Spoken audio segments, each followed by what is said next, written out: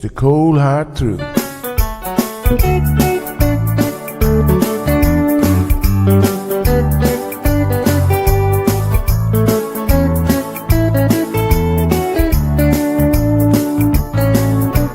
Everyone really want to know what's going on with her show. Just get on the air and you will know it's Sandra. The queen of the mile road is here, helping people from everywhere. Get on the phone and you will hear Sandra. Now she will tell you how it goes, but don't you ever step on her toes, 'cause you will hear the cold hard truth from Sandra.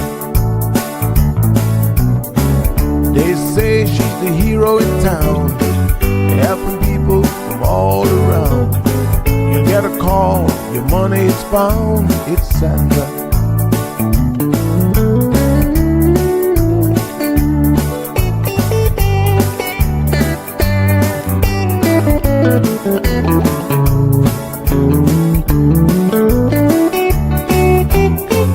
Some will call her late at night just to say that there is a fight, and she will not just leave it alone. She'll get up and call on the phone, and when politics starts on her show, everyone really wants to know the way the things will really go with Sandra. And some will start to criticize, get on the show and tell pure lies, but soon they will realize it's Sandra. And when they start to argue again, she'll pull the heads to the wind, and soon you will be a friend of Sandra.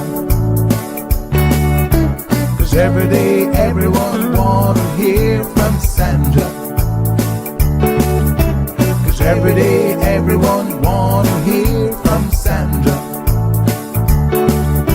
'Cause every day everyone got to hear from Sandra. 'Cause every day everyone got to hear from Sandra.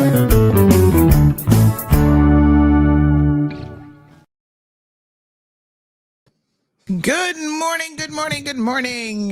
How is everyone doing this beautiful Friday? It is Friday morning. Hello. Hope you guys are fantastic. I'm good. Friday the 13th, no less, an extra special Friday. Yay. I know some of you are superstitious. It's going to be fine. Don't stress about it. We're here for you. If you believe it, what was the old saying? If you step in a crack, you're going to break somebody's back. Don't worry, we got you. Yes, I know. I'm good. I'm great. I love Friday the 13th because it's just another beautiful Friday. So everyone's good? Woke up alive and feeling pretty good, and you're shaking it off this morning. We have the minister coming on of education and training. He's going to be joining us shortly, right around 8 o'clock. And we've got lots of full agenda to talk to him about. Oh, let me start the Instagram feed. There we go. So don't forget now, folks. You can, let me see.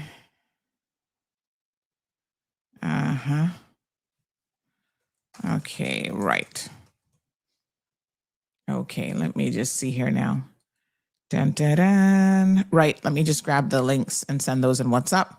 Just a reminder, I'm actually going to post it on Instagram and Facebook this morning to let people know that for now, I don't know how long we're going to be on the backup channel. We never know.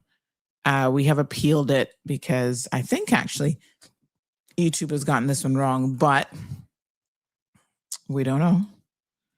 So until we know, we'll just use the backup channel for now. So please, if you can, go ahead and use that. All right, so the links have gone out. And then, like I said, I'm going to just, because I know some of you are struggling to actually find the YouTube channel, I will just put a little notation on the social channels so that you can find it there as well. How does that sound? Everybody happy with that? Okay, I'm doing that right now as we speak, a little bit of multitasking. So bear with me and we're going to get it done. So lots going on in the world today. Yesterday in the US, apparently there was a Seoul man who attempted to, I guess they considered him an active shooter at a synagogue. Someone sent it to me last night. They're like, oh, you didn't put this up. Now, let me be very, very clear, especially when it comes to the United States of America. I know we do share a lot of their news right now because what they're doing impacts a lot of the world. However, every single time there's an attack in the States, and I can tell you this because people have sent me shootings where people have died. Yesterday, nobody was injured. Nobody died. We do not, and I want to stress this because I think some of you are missing the point.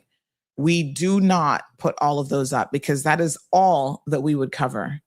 The degree of violence in the US, especially when it comes to shooting situations, is quite extraordinary and normal all at the same time. So we can't put that up every single day. It's the same thing with Jamaica. You know, we don't put up every single murder incident in Jamaica because some days there are 4 or 5 a day. And that's not the primary source. So we do have to make some editorial and news decisions. And in fact, that one yesterday got so little coverage. I guess if you're interested in the particular topic, you might have seen it, but I had to search for it in order to find it. And I think even in the States, it wasn't that big of a deal because number one, nobody was hurt. And, that's probably the primary reason. And, it's like these guys are vying for who can do the most and get the most news attention. So unfortunately for him, whoever this guy was, if he didn't make it to, actually hurt anyone, he's not newsworthy. So he died for pretty much no reason. I mean, it's just ridiculous when you think about it. And it's horrible that anyone is engaging in any sort of attacks. We don't know who it was or for what reason, so I can't really speculate on any of that. The authorities are actively investigating. So, that's not as much of a news story as you think. Of course, there are people who want to make this about it being a synagogue. We don't know that. Until we know that, we don't know that. You understand what I'm saying? So I can't jump to any conclusions in terms of a motive. He might have been somebody who just didn't like his lunch because that's what happens in the US of A. Everybody gets upset about the situation. They automatically turn to violence, and because the weapon laws in that country are so incredibly slack, gun violence is the norm, right? So I do want people to understand, because I think sometimes people do get up in their feelings about it, and it has nothing really to do with, oops, I'm not on radio.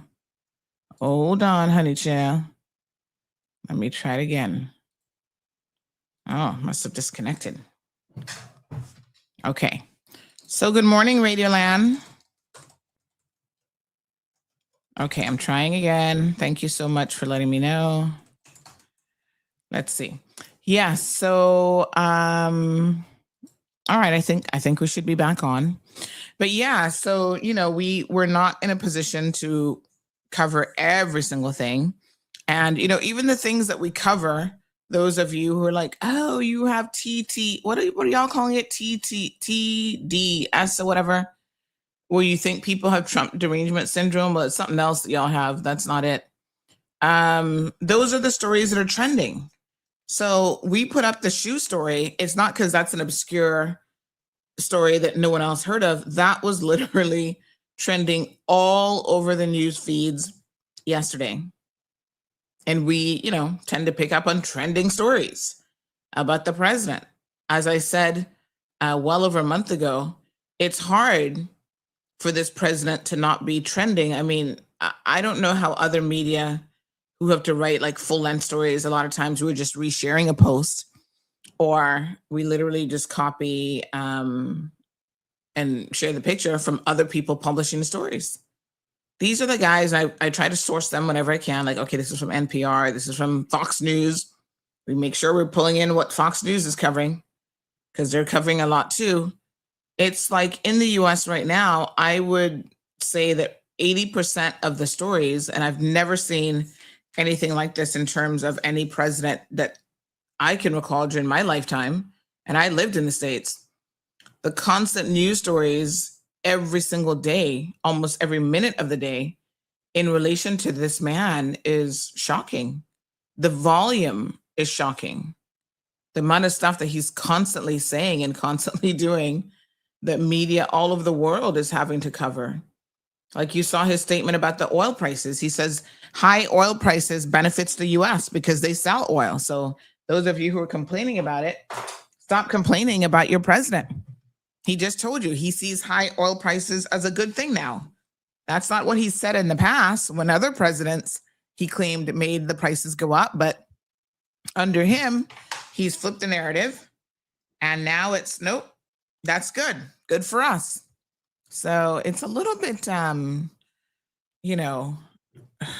it's a little bit, I don't want to misuse any mental health terms for sake of insulting anyone, but it's manic the way that this president acts. I mean, some nights he's up in the middle of the night, constantly posting, constantly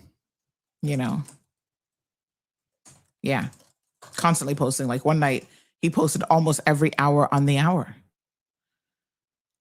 Yeah. So what a mess. Okay. So we've got our minister coming up. Praise the Lord.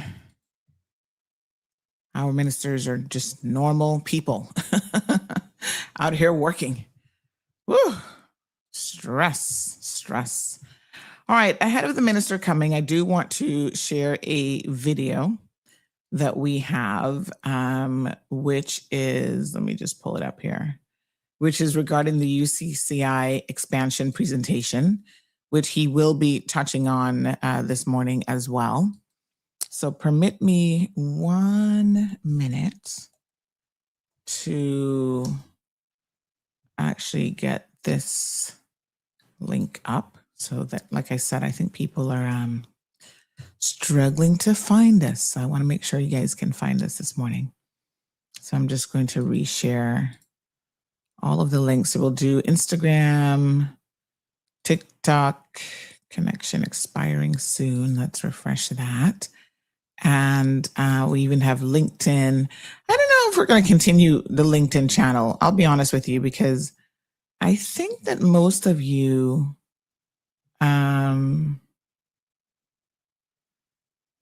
simply don't even pay attention to LinkedIn for that purpose.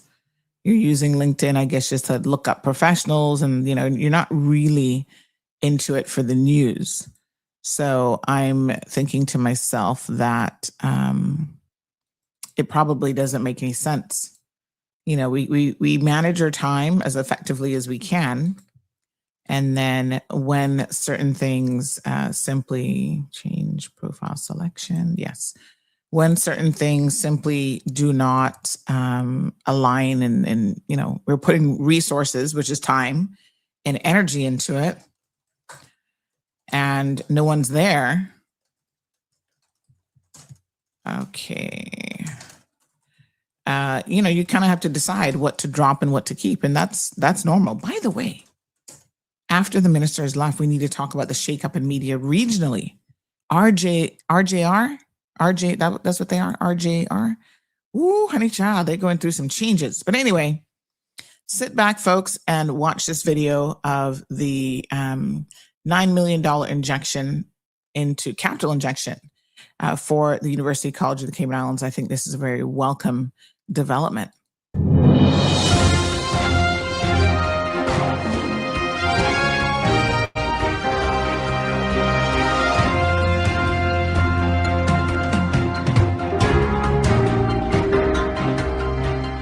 Minister for Finance and Economic Development, Education and Training, Honorable Rolston Anglin, Chief Officer for the Ministry of Education and Training, Mr. Tonya Cacho, Chairman of the UCCI Board of Governors, Mr. Gilbert McLean, Acting President of UCCI, Ms. Natalie Cover, Vice President and Provost, Dr. Livingston Smith, Minister colleagues, members of the media, good morning.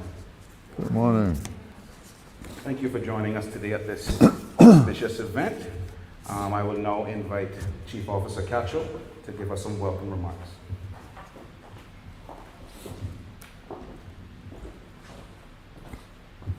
Thank you. With protocol having been established, good morning. On behalf of the Ministry of Education and Training, I would like to warmly welcome you and thank you for joining us this morning as we mark an important step in the continued development of the University College of the Cayman Islands, UCCI. For 5 decades, UCCI has played a central role in expanding access to tertiary education in our islands. It has supported generations of Caymanian students as they pursue academic, technical, and professional pathways, and its influence can be seen across many areas of our community. As the Cayman Islands continues to grow and evolve, institutions like UCCI become even more important. They help ensure that our people have the skills, knowledge, and opportunities needed to contribute to the continued development of our country. Today's gathering reflects the strong partnership between the Ministry of Education and Training and UCCI. We commend the efforts of UCCI's leadership and Board of Governors, as well as the dedication of the faculty and staff who work assiduously each day to support the success of their students. It is now my pleasure to invite the Honorable Rolston Anglin, Minister of Finance and Economic Development and Education and Training, to deliver his remarks. Thank you very much, Chief Officer Cacho. And for those who would have been neatly tucked into bed, having a wonderful night's sleep at approximately 1:45 this morning, that is when Parliament ended. Wow. Hence the reason why we had to shift this back a little later, and the fact that many of my colleagues are not here. We decided to push caucus back until noon, so I suspect most people won't be coming into town until around that time. But I know we needed to do this before we got started, and I wanted to ensure that I just wanted to ensure that we got this done and completed. But I want to thank the Chief Officer, Deputy Chief Officer McCoy, Mrs. Thompson from the Ministry, Stacey Ann, Nidra. I'm just going to I'm giving her a new name. It's Nidra. For putting this together and having us here, just as a ceremonial gesture. Last year, when we were coming toward the end of the financial year, and we saw and knew that we would not be completing the Cayman Brac High School, the ministry and the government, we looked across all ministries and said, are there any strategically important initiatives or projects that we ought to be funding? And one of them was, when I got into office, I had been briefed that UCCI had a master plan for expansion. Now it's from 2024, so of course that's something that we're going to have to now look at in terms of the details of what that plan looks like. But I saw it as a key strategic investment. We all know how important tertiary education and skills is to our economy. We need to ensure that UCCI maintains its position and grows its position as a key partner in ensuring we're upskilling and having future-ready workers, making sure that we have those programming to ensure that our workers are nimble, inquisitive, creative, and can pivot as the economy pivots very quickly. That's a key to economic development. And so for me, sitting where I sit with responsibility for education and economic development, I understand how closely aligned those are when we have institutions like UCCI that cut across both. Because the fact is, we're not just about education. That could be the case if you want to be a researcher or you're a person that is doing something purely for you as a person. But the vast majority of our learners are doing it because they want a better job. They want better pay. They want a promotion. They want to put themselves in the best possible position to succeed. And so from that standpoint, I see this as a key initiative in terms of economic development for our country. And so this I saw as a small way in which to kick off this initiative. And so I'm looking forward to meeting with the Board of Governors and senior leadership at UCCI to ensure that the vision for the future is one that is closely aligned to not only to the Ministry of Education, but also the Ministry of Economic Development, because we've not paid a lot of attention to that aspect. And in fact, next week, I'm going to be rolling out a Section 54(6) committee that's now been approved by caucus that is going to develop a 20-year economic development strategy for the Cayman Islands. This is part of the investment to deliver on some of the tentacles that's going to come out of that 20-year economic development strategy, because we need to now take that step back and try to ensure that we're mapping out where we want the Cayman Islands to be in the next 5, 10, 15, 20 years. So that 20-year strategy is going to be broken down into 4 5-year short, medium-term strategies that then end up as part of the 20-year strategy. And so this is going to be one of the first in those 5-year plans, which is expansion of UCCI's plant, expansion and more focus of programming to align the programming to the needs of the economy. So I just want to thank the acting president, Ms. Cover, our board chair, all the board of governors, Dr. Smith and the faculty at UCCI, because you're key partners in us being able to deliver, and we must deliver with impact. And so over the next couple of weeks, we certainly are going to be having some initial meetings to ensure that we develop a plan for the use of this $9 million that is going to ensure it has its greatest impact.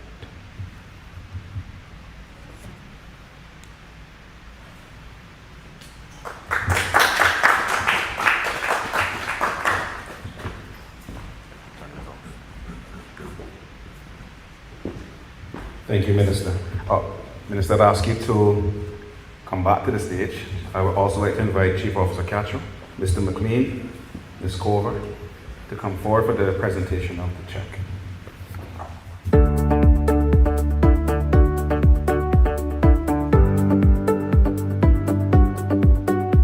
Versus response. Protocol having been established, it's my privilege and honor to make a few remarks and to thank the Honorable Minister for what he has done today. The University College of the Cayman Islands, UCCI, began in 1975 as the first government-sponsored tertiary institution offering part-time education. It evolved from an amalgamation of the trade, hotel, and marine schools in 1985. In 2004, the Legislative Assembly passed an act officially renaming the Community College of the Cayman Islands to the University College of the Cayman Islands. Last year, UCCI celebrated its 50th anniversary. Over the past 50 years, UCCI has evolved into a major educational pillar, educating thousands of both local and overseas students, focusing on academic, technical, and workforce readiness training. However, the campus's physical facilities have remained largely unchanged over the past 50 years.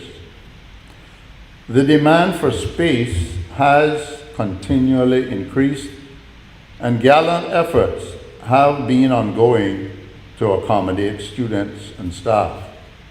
Still, the space has long remained inadequate to properly meet the institution's needs. Successive governments have remained committed to funding the major components of operational costs, including salaries and benefits for faculty and staff, and numerous scholarships over time. The one item, for some reason, that has remained unaddressed is the need to build modern, fit-for-purpose physical facilities. Today is a historic and momentous occasion for UCCI, when, for the first time in 50 years, an allocation of funds specifically for the expansion of the college is being made.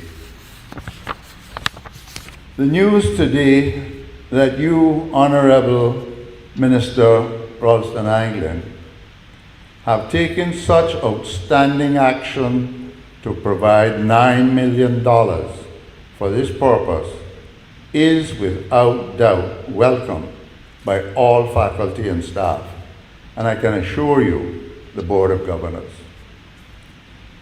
This allocation will, for the first time, allow UCCI to immediately move forward and take steps to purchase much-needed land to build on, engage architectural drawings, and commence the required clearing of land and fund the beginning phase of construction.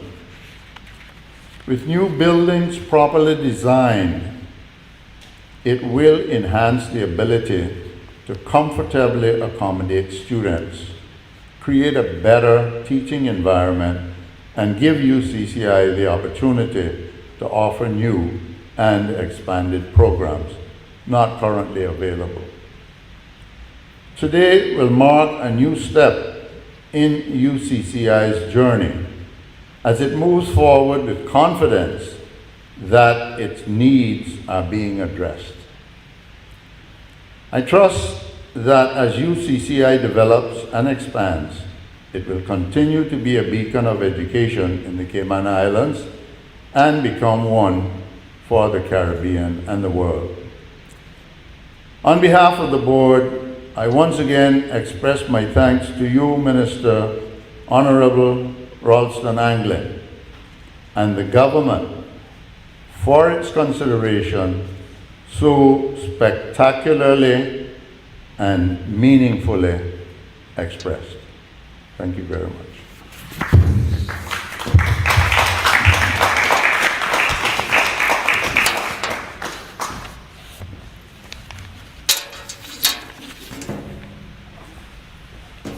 Thank you, Mr. Chairman. Very, very well said. As we close, today is more than just about the handover of funds. It is about belief. Belief in UCCI, belief in our students, and belief in the future of the Cayman Islands. This $9 million investment is a strong statement that education matters, opportunity matters, and the development of our people is a national priority. The students who walk through UCCI's doors today, I was one, will help shape the Cayman Islands tomorrow, and I think I am. This is why this moment is so important. Thank you to everyone who made today possible, and thank you to UCCI for the important work you do. May this investment continue to open doors, inspire success, and make a lasting difference in generations to come. Thank you, and God bless.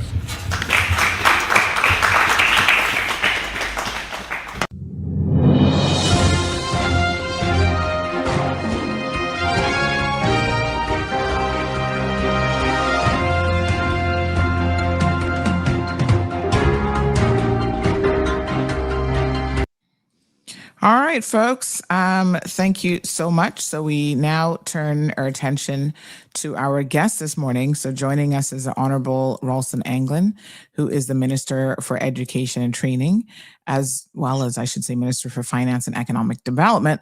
But this morning we will be focusing on education and training, and the man here now with us, the minister, is steering everything from early childhood reform, UCCI's $9 million expansion, to the future of the government's rapidly growing home health care program. So put your virtual hands together, folks, for a very, very warm welcome to the Honorable Rolston Anglin. Good morning, sir. How are you? Good morning, Sandra. I am very good. How are you? Good morning to Kiman, and good morning to all of your listeners, wherever they may be. Yes, your mic is coming in a little bit hot this morning. So I don't know. I don't know if we got a new mic in the house or what's going on there, but I'm gonna try to adjust it by pulling you down on my board. Okay. But it seems a little hot, so let me just do that. Okay. Good morning. Yes, I know time is of the essence today because, of course, you are very, very busy and you've had a busy week in Parliament. So let's get right into it. We just saw this video this morning about UCCI, and we had a listener to the program who asked me a question about the BRAC school, if they heard that the BRAC school would not be completed. No, that's not. Sandra, let's move on to things. That's not what he said. No one has ever said that. The new Lehman Scott High School is due to be completed later this year. Construction is well underway. The buildings are all roofed, completed, and so it's all about getting the work done so we can get students in there. Yeah, absolutely. All right, let's move on to this amazing $9 million that has been allocated to University College of the Cayman Islands for them to build some purpose-built facilities. I think this is really quite something. Tell us a bit more about that. Yeah, so Sandra, obviously one of the things that happens when you have an election year is that you inherit a budget, you inherit programs, and you inherit projects. BRAC High School is one of them. In the original 2023 to 2025 budget, because that's what everybody has to remember, is when this budget that ended December the 31st, 2025 was passed, that would have been passed in late 2023 to give the government authority to spend from the 1st of January 2024 all the way to 31st of December 2025, because we do 2-year budgets now. 2-year appropriation bills, I should say. And so one of the things that we were monitoring were across government, where were all of the projects? Where were they going to land? How close to completion were various projects? And so once we got the budget passed in late November and we got back from the Joint Ministerial Council meetings in London, I turned my attention to capital projects along with all of the other ministers. And so one of the things that was very obvious was that in late 2023, when this budget was originally passed, it was projected that the Lehman Scott High School was going to be completed by the 31st of December, 2025. It was projected that things like the submarine cable project would have been started and completed. And so that's the thing about a budget, right? When you prepare it and you're projecting it for 2 years, that's 2 years worth of planning. You don't know what's going to happen in those 2 years. And so there's points where you have to pivot. And so at the end of 2025, in December, just December gone, when I was looking around and working with the finance team, it became obvious to me that there were a number of important appropriations that were going to be underspent. One of which was submarine cable, the BRAC, the Lehman Scott High School project. Those are the two big ones that jump into my mind. There were some others. And so we took the decision that any project that a minister had that was already in train and could be brought to cabinet for passage, we could fund those. When I got briefed coming in, I had knowledge that UCCI in 2024 had developed a master plan. And so I took the decision to take to cabinet the proposal to do a first phase of that master plan. And that's where this $9 million came from. So we had savings. And so I thought a very good use of those savings was to kick this off. Sandra, when we're looking at financial management, I had to take all of these projects in the context of the 2026, 2027 budget, and then we made decisions around all of those projections, taking everything into consideration. Okay. All right. So this is fantastic. And I think a lot of people are very, very pleased that UCCI is getting, capital injection, because their numbers, registration numbers, continue to increase year upon year. And so, if we want Caymanians to have opportunities at an important institution like the University College of the Cayman Islands, we have to put funding behind it, right? So this isn't something where we can just give it lip service and tell our students, yes, go to this facility, and then the classrooms are full. They're, when they have larger conferences and events, there's hardly space for that. So I think that this is a much welcome injection to the university. So I'm sure everyone. Absolutely, Sandra. Well, what I would welcome, and perhaps that's what we need to do as well, is to contextualize this for Caymanians who've not been on that campus. That campus is very, very old. Sandra, I'm not going to state my age, 54. I graduated from high school at 16, 38 years ago. UCCI reminds me of what the then Cayman Islands High School looked like. In all seriousness, that's what it reminds me of, because it's a very, very old campus. It's no longer fit for purpose. And I think that is when you make the decision that you build new facility. When you've outgrown the usefulness and you then struggle and facilities start to get in the way of optimal teaching and learning. For example, I started the nursing school back in 2010.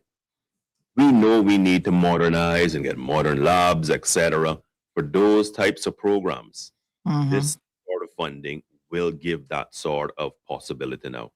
So the next step, Sandra, is I'm going to be meeting with the board and looking at what the master plan looks like, ensuring that our government has input and designs it the way that we think is going to be future looking. And then come to the public, and then we'll be looking to acquire an additional piece of land near the university as well, so that we can now embark upon this important journey. The other condition I made before we transferred the actual funds was that they would create a segregated bank account. So these funds have gone in to a segregated bank account that cannot be used for anything other than the capital expenditure. So these can't be used for day-to-day expenses. They're not just put into the operating account, and then mysteriously when you go to use them, you've dipped in because you've needed something, or someone's come up with a new program, and then you say, the money is there, so let's fund it. So in terms of segregating those funds, that was critically important from a financial management tool. And so that was part of the conditions that I wrote to the board upon. And I told them that the monies wouldn't be transferred over from central government until that condition was met. So we waited until everything was in place until we made the announcement yesterday. And it's hugely exciting. I mean, if you listen to what the president has said, I mean, Mr. McLean is a longtime civil servant. He's a teacher, trained individual who went to Michael College. He's a former permanent secretary in government, or chief officer, as we call them now. He's a former minister in cabinet. So he's been around the public service and been around education for a long, long time. And when you hear him talk about how much this is needed, this comes from a place of him sitting as chairman of the board of the institution for a number of years now. So exciting times ahead. Yes, absolutely. And the other thing that I mentioned in my statement, Sandra, but it's worth repeating. UCCI is one of those institutions that really cuts at the cross section of both of my ministries, right? because it is tertiary, so it's the very end of the education journey, but it's also a key economic development tool because you need to upskill our people. We need to provide the opportunities for Caymanians to be the best version of themselves, and that's through education and training. And so when you think about this for the government isn't just about an education initiative. This is also a key economic development initiative for the country. And so we see it, we see the future of UCCI is bright. We need to be more streamlined. I must tell you, we need to be more strategic. One of the things that I am going to be working with the board very closely on is once we've completed the work around the national priority areas of study, we're going to do that for tertiary and we're going to do that for tech voc. And so once we've done that, that is then going to inform what programming looks like at UCCI, because we need to ensure that the programming that UCCI has is preparing our people for the labor market that we have today and in the future. Okay. All right. Aliano has a question, which again, this is, I think this has already been answered, quite frankly, in relation Just get to. my coffee, Sandra. Okay. You don't have to have my coffee. No problem. Which is upscaling the network systems to provide easy access to more personal courses. Again, this specific, let me be very, very clear, Aliano, this specific $9 million injection is for expansion purposes only. So what exactly, what delivery outcomes, Minister, are you looking forward to from this $9 million? Land acquisition, buildings, labs, you know, what do you think we can get for $9 million? Well, certainly the land acquisition and at least phase one. What phase one will include will be down to a governance and leadership decision. So once we look at the entire project, expansion project, we then need to rank everything and then come up with the priorities. And that's what I'm saying we're going to be coming back to the public with, so that we're very clear, transparent. Students will know what's expected. The public knows what's expected. Sandra, you know my view on this, and this has always been, every time I've been minister, people have said to me, why are you going on these talk shows almost every week? I find it important to communicate with the public. Now, on that specific question that the person has asked, I have made a note, and so I will certainly find out what's happening on campus in terms of technology. And to the best of my knowledge, we don't have any major issues like that, and we have the BRAC campus that is a remote campus. But I'll ask the question in specific in terms of network. Now, I don't know if they meant infrastructure network or they meant network as in upscaling the network or network systems. It does say systems. So I will ask that question, Sandra, and get an answer for you on that. The other thing that is at the back of my mind is whether or not there may be an opportunity with this 9 million to start out with a small accommodation wing for BRAC students. Sandra, let me be very, very clear before someone then calls in or says in a month's time, I said this is what we were going to do.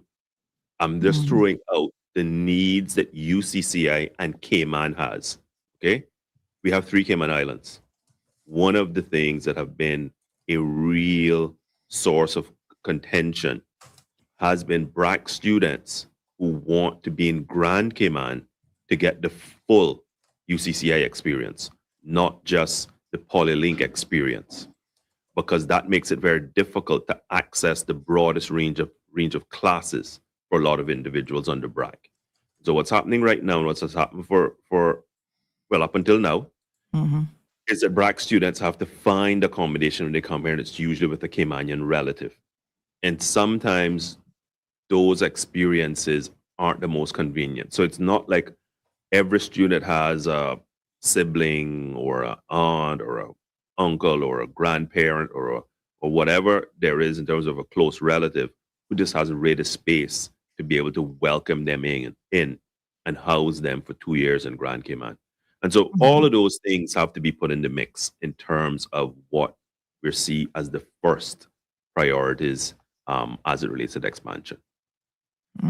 everything is on the table. That's really what the message that I want to give is that Yes. we're going to be thoughtful, and we're going to be strategic, and we're going to ensure that we get the best value for money in terms of the spend on this $9 million. Mhm. All right, we do have a caller patiently waiting on the line. Good morning, caller. Question, hopefully on topic this morning. Yeah, good morning, Sandra. Good morning, Mr. Anglin. Good morning.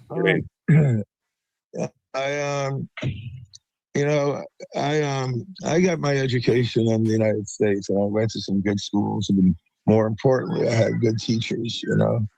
Mhm. And my former girlfriend was the school teacher. My ex-wife works for the teachers union, so they were kind of telling me a little bit how things work there. Mhm. And some of it worked and some of it didn't work.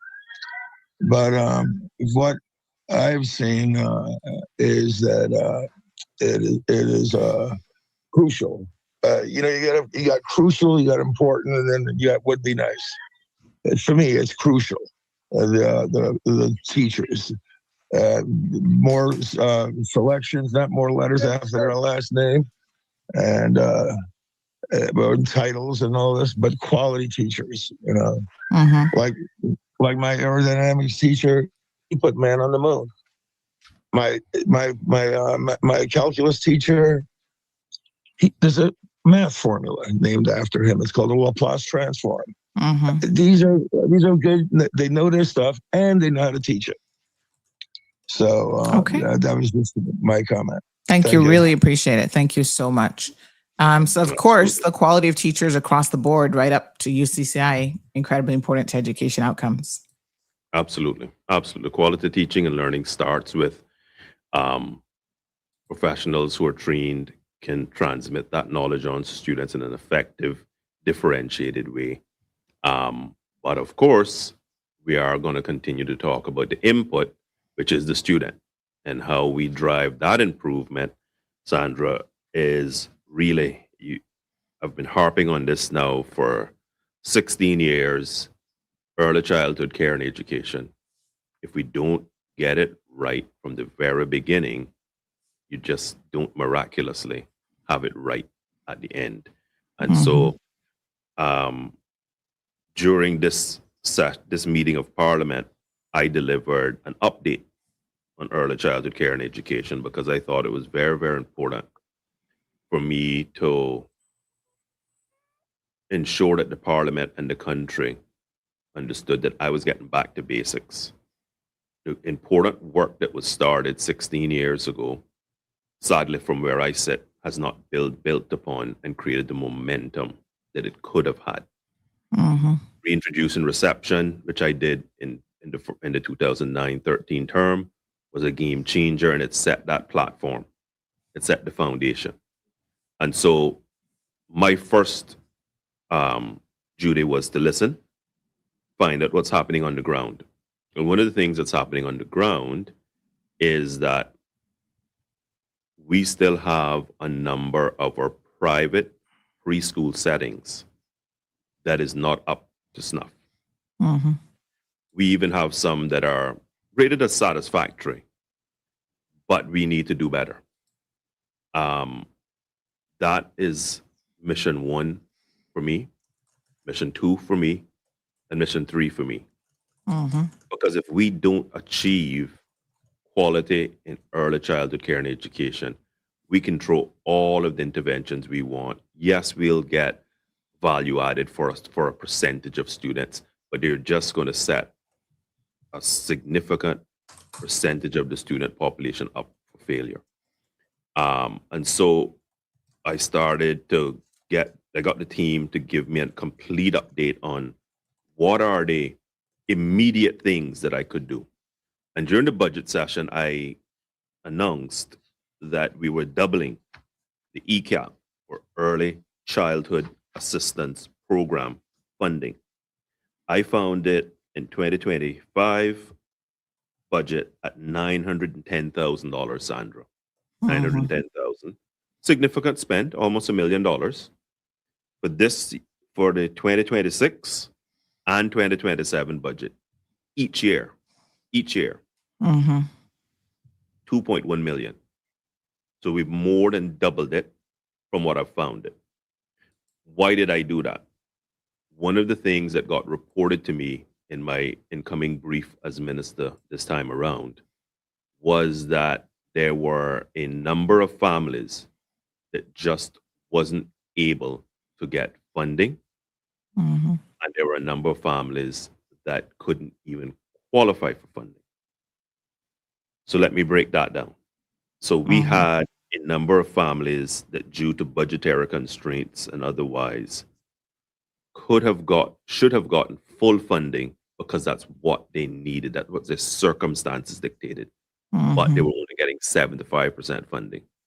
You see, 75% funding sounds good to me and you, Sandra. Mhm. It doesn't sound so good to the person who can't afford to pay that additional $300 or $400 a month. And so Right. we're going to fill that gap for those in greatest need. The other area that was very interesting for me to find out about was we had set a ceiling, an income ceiling. And so we said, as policy, anyone who made above $5,500 couldn't qualify. What that was Mhm. doing was it was taking people who were making what sounds like to a lot of other people good money, but it wasn't looking at their family budget because all of this is being tested, right? And so what we're going to do is we are going to consider those who are making above that amount. And we're going to look at what the actual need is. Because we had families who came to the ministry previously who said, Mhm. look, this is how much I'm making, yes. But here you go. Here's my loan agreement. Here's what CUC is. Here's Mhm. what health insurance is. Here's what property insurance is. And it was very, very clear they were in need.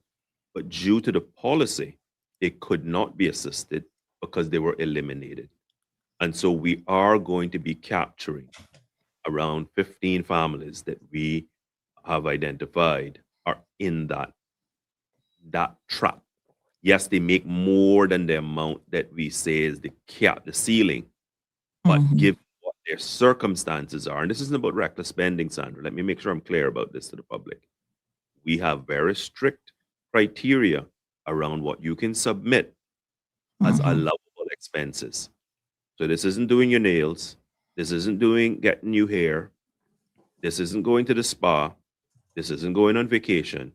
This is what's your income, what's your mortgage payments, what's CUC, what's health insurance, what's property insurance, necessities, Sandra, necessities in today's world.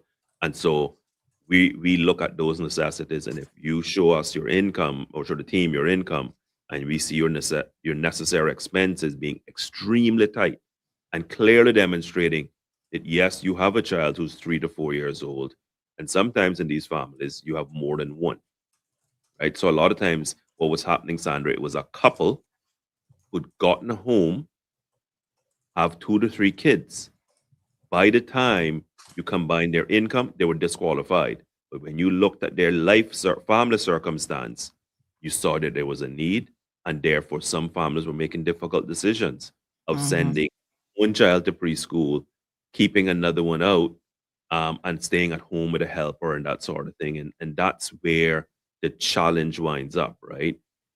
You know, Mhm. picture a family with one child in primary school, one child between 3 and 4, and a 2-year-old. And this is a situation that happens, believe it or not, all too often. Mhm. That 3 to 4-year-old, because you need someone to stay at home to take care of the 2-year-old, now the family looks on and says, but we can't afford to send the 3 to 4-year-old to get that start that they need at a earlier sense. Mhm. So it's that gap. It's not a big number out there, but one child in that situation, one family in that Mhm. situation, for me, is one too many. And so we're Mhm. also going to address that need with this additional budget allocation. All right, folks, some of you are just joining us, so let me be very, very clear. The minister is positioning early childhood care and education, that's ECCE, when you hear him using these acronyms. And the early intervention program, that's the EIP, as the foundation of the education system in the Cayman Islands, with a strong evidence-based narrative about how important the first 5 years are to a person's future development. Good morning, caller. Question about the early intervention program or the ECAP? Good morning. Good morning. Morning. Good morning, my minister. Good Raleigh, morning. I forget about the Anglin. Okay. I'm telling you, I'm so proud of you thinking about our children and grandchildren. And I'm putting in my application now, my appointment now. Whenever my 2 feet touch the Cayman Island, very soon, make an appointment. I'm coming to your door. I need to speak to you in person. So I'm putting it in from now, my appointment, and I'm serious about that. Mm-hmm. I want to send it to 2 address, but I'm going to leave that out for now. Okay. Because Thank you so although much. you're busy, you have your hand full. Mm-hmm. Thank you so much. Really appreciate it. So, Minister, you have placed, as we well know, and this is something as a continuation from your previous term in office, where you talked about this emphasis on the first 5 years being so incredibly critical. What is the single biggest weakness that you've identified in Cayman's early childhood system that this new push is trying to fix? So it's a two-pronged answer, but it dovetail together. Mm-hmm. Lack of coordination between those who see our children first.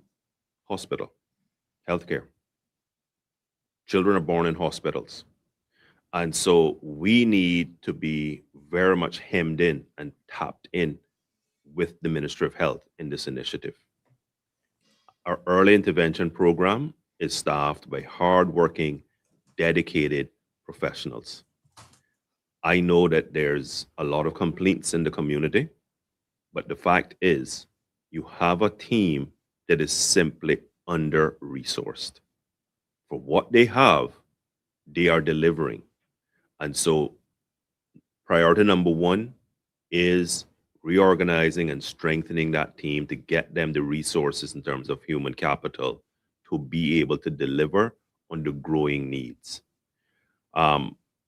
Let me tag with that now. Home. Parents, we all need to put our hands up if we see any form of developmental delay with a child. If you see something, I'm going to use an old phrase of Sandra. It comes back in a thought of it. You know, there was this old thing when the U.S. and other countries were trying to get communities to participate in bringing down crime. They would say, if you see something, say something. I'm going to use the exact same phrase, Sandra.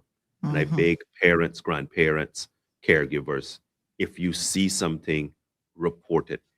If you think something is slightly off, report it. Go. When I get to primary schools, and so we've started our school visits, as I announced in the last show, Sandra. And the theme is now continuing to every school. In reception, they keep telling me, we're getting children who are undiagnosed. Sandra, when we get children at 4 years old, see, a lot of people out there think, oh, 4 is still small. Well, let me tell you what the research has shown, Sandra. The research. This isn't opinion. The research has shown, and let us just think about it ourselves, because if you think about it, the research makes sense.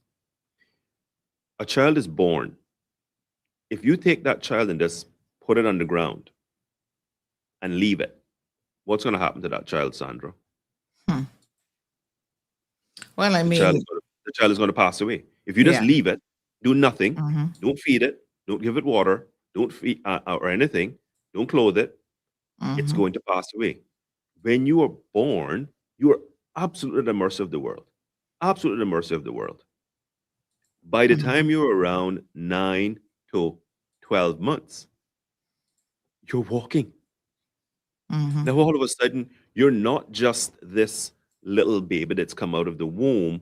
You're now walking. You're jabbering. You're making for sounds.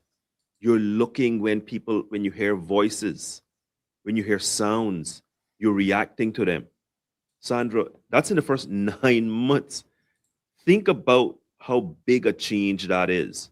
You go from, if someone set you down just after coming out of the birth, you have no way of doing anything for yourself, to within 9 to 12 short months.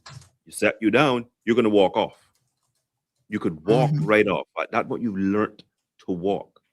By the time you're 2 years old, Sandra, lots of kids are forming letters and sounds and looking and recognizing colors and actually having interaction with their parents and other adults. That's in 24 months. You go from total helplessness to starting some of the earliest learning and cognitive behavior in 24 months. So let's now jump ahead. What's the difference between when you're 10 years old and 12 years old? Same 24 months. You certainly don't make those sort of leaps and bounds. You don't make those sort of leaps and bounds. Now, that's just an analogous story. The fact is, as you've said, there's been decades of research that underpin this. And this is why the strongest education systems in the world all invested in early years, and now they're reaping the fruit. Finland. People will hear me talk about my visit to Finland in 2010. Finland accepted as one of the highest performing education systems in the world. I'll never forget during that visit what the Ministry and Department of Education in Finland told me. This was a 30-year journey. 3-0. It was a 30-year journey, and it started with the early years. And if we don't, so let's go back to your question, Sandra. Single biggest thing, properly resourcing EIP, deep coordination with healthcare and other professionals, and having professionals and parents, once there is a suspected cognitive or developmental delay, reporting it so we can get our children assessed early and the interventions start immediately. The interventions can't start at reception. By then, the child is expected to grasp a curriculum and start their education journey. If you are fixing baseline issues with a child, which is forming letters, recognizing letters, that is the basic literacy skills that you need to access all of your education, you are already so far behind that the odds of catching up, and we have children in our system that are in this position, and that's just not good enough. And so that's the piece of it that we have to fix, but it's going to take all of us doing it together. A reception teacher sitting right now at Marie Martin Primary School can't magically know what's happening at a home in Georgetown with a 1-year-old. But the parent knows. The parent knows, the pediatrician knows, somebody knows. And therefore, if you see something and say, this is not about shame. This is about survival. This is about the best life you can give your child.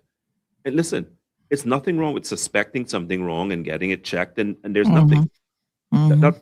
It's better to be safe than sorry. Right? It's much, much better to be safe than sorry.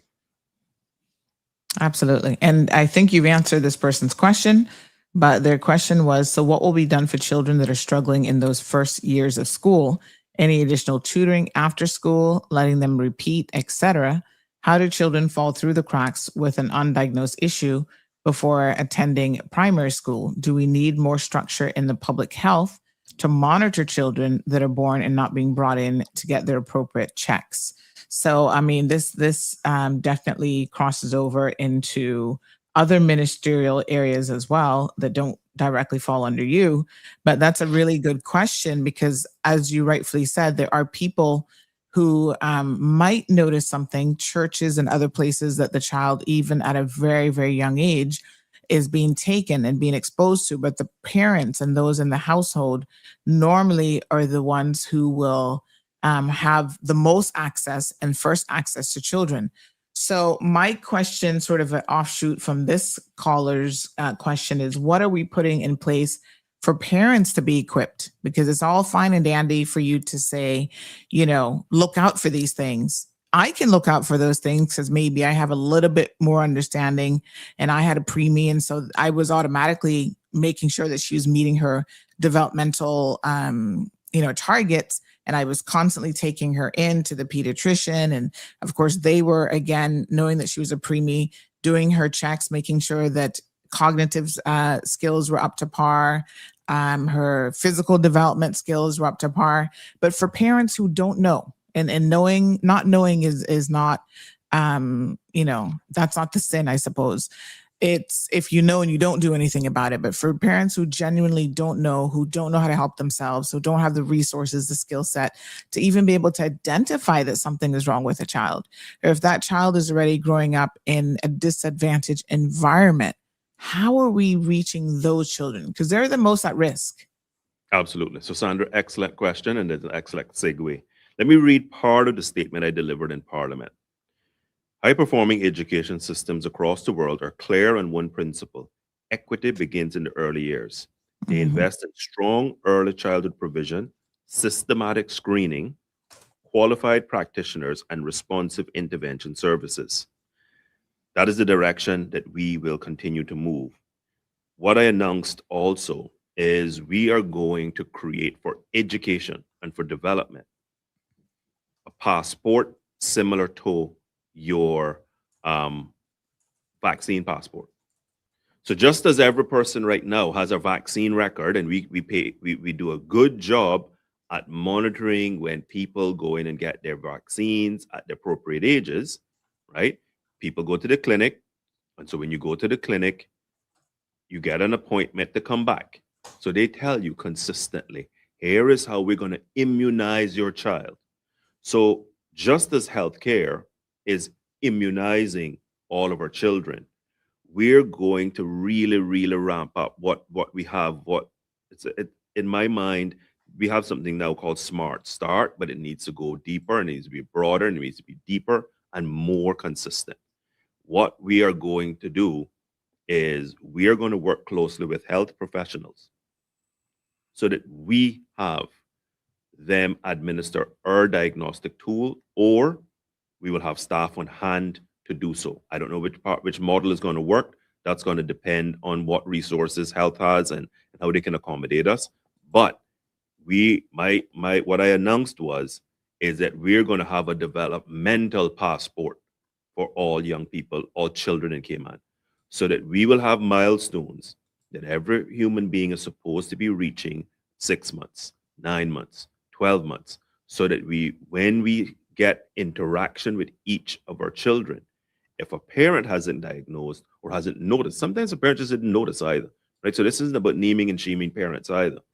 To your point, Sandra, sometimes a parent just would not have noticed.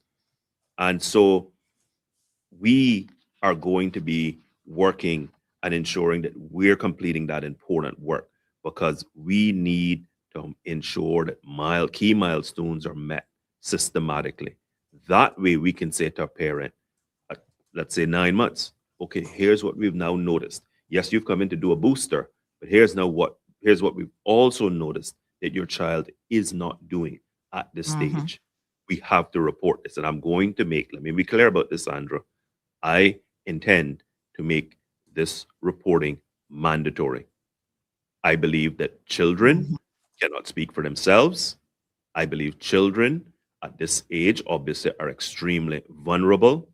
And as a government, as a minister, as Caymanians, as people, we need to protect all of our citizens to the best of our abilities.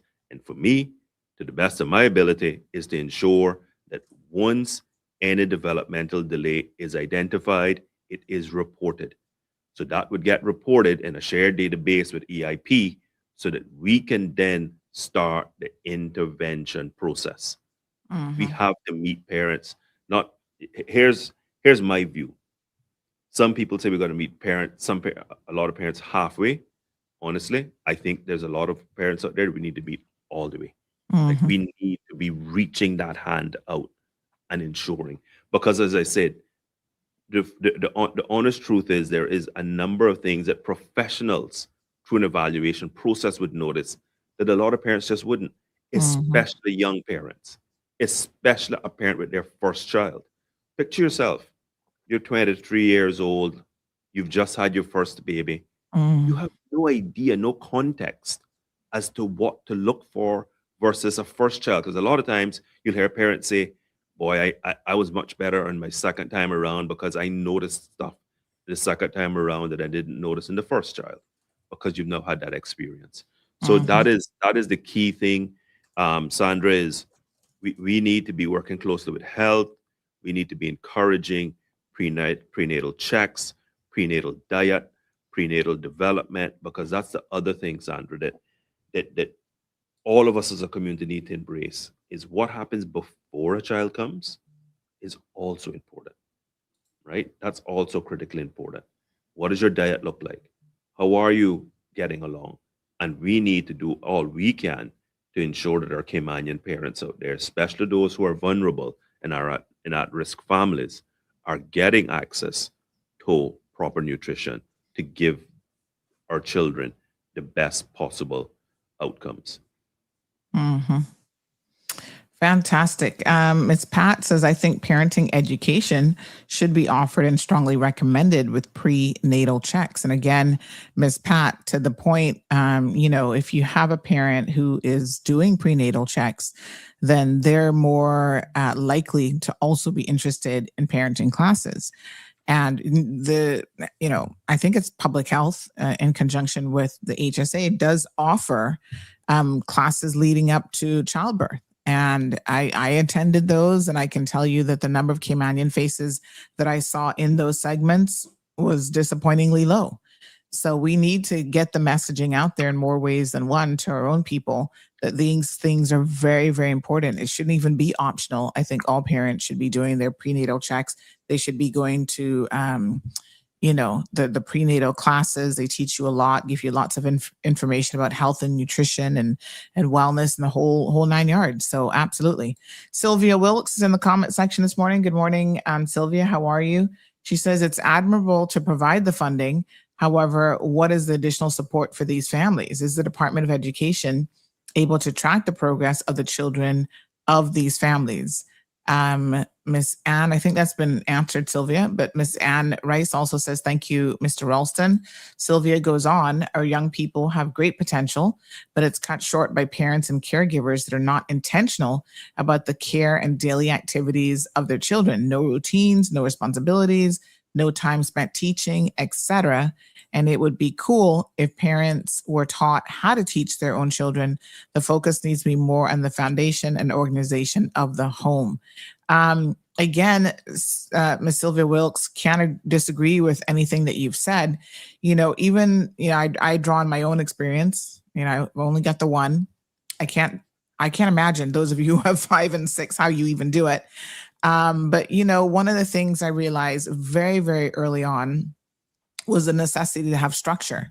So I'm a parent who's around because I'm self-employed, but I also have a very busy day jumping on phone calls. And so my initial thought was to get a helper when Gianna was about 8-9 months old. And I tried her out. We did it on a temporary basis. And then I realized the helper was only equipped to sit there and hold her all day while she's watching Grey's Anatomy. And I quickly realized that certainly wasn't up to my standards. That wasn't going to work.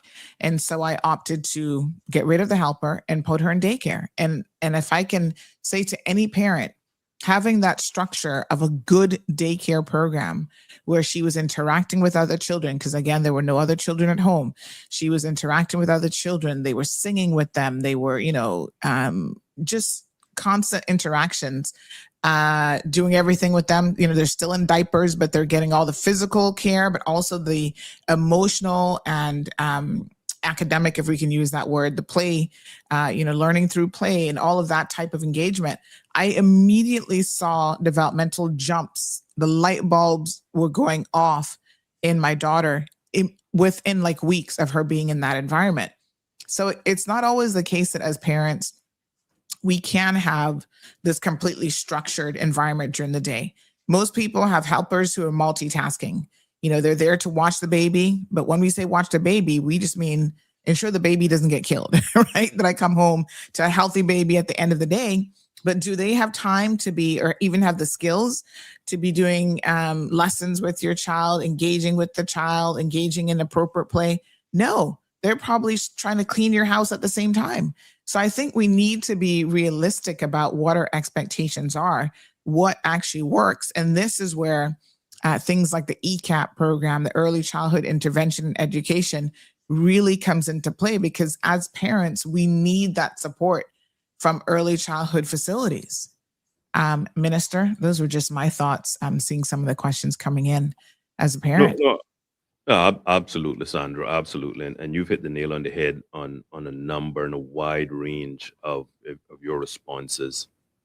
What I will say is that this is something that takes all of us. That's just the fact, right? The programming options in the community is something that is worrying, in the sense that we do still have a number of centers that we need to lift the standards. That's not lost on me. We have a small team in the ministry that goes out and do learning cafes, they do some random inspections, etc. And that's all good. That's all solid stuff. Mm-hmm. What I'm looking at present is costing out a system that could cause government to interface with those centers more. But the fact is, that's something I have to cost out, because right now we don't do that. We don't do that at all. But as I've told my colleagues in caucus, by the end of next month, we are certainly going to be in a position where we are going to be able to make a presentation as to what the modern ECCE ecosystem needs to look like. Now, let me also say, Sandra, that, and this is good news, and was sort of buried in the statement, effective April 1st, the monthly ECAP rates are going to increase from $541 a month to $625 a month for the basic assistance, and from $812 to $937 for supplementary assistance. Basic is 50%. Those who qualify for 50% coverage. The supplementary is when you qualify for 75% funding. That's for parents who have children in the program right now. We think that's hugely important. That's hugely important for cost of living. That's going to provide, that doesn't sound like a lot, but for anyone who's living paycheck to paycheck, that extra $100 and something for supplementary assistance, that's going to be meaningful. So we're increasing the rates that are going to be in effect for the next 2 budget cycles. We're implementing them from April 1st for those who already were in the system prior to the budget being passed last December. Mm-hmm. Fantastic. All right, But folks. But the bottom line is, Sandra, the one great thing that I love about this topic now is that 15. So it would have been in 2000, and we won the elections in 2009. It would have been in late 9, early 10 was when I came to the public and said this was going to be the #1 strategic priority. And I explained and gave the harrowing story of how we were no longer offering reception in government schools, etc. And I got kicked back, Sandra, back then. I never forget that. There were still people who wanted me to invest in loads of other areas, sixth form and other areas. That's for high-performing students. A small percentage of our population versus the basics, intervening when it matters most and ensuring that we put children on a trajectory.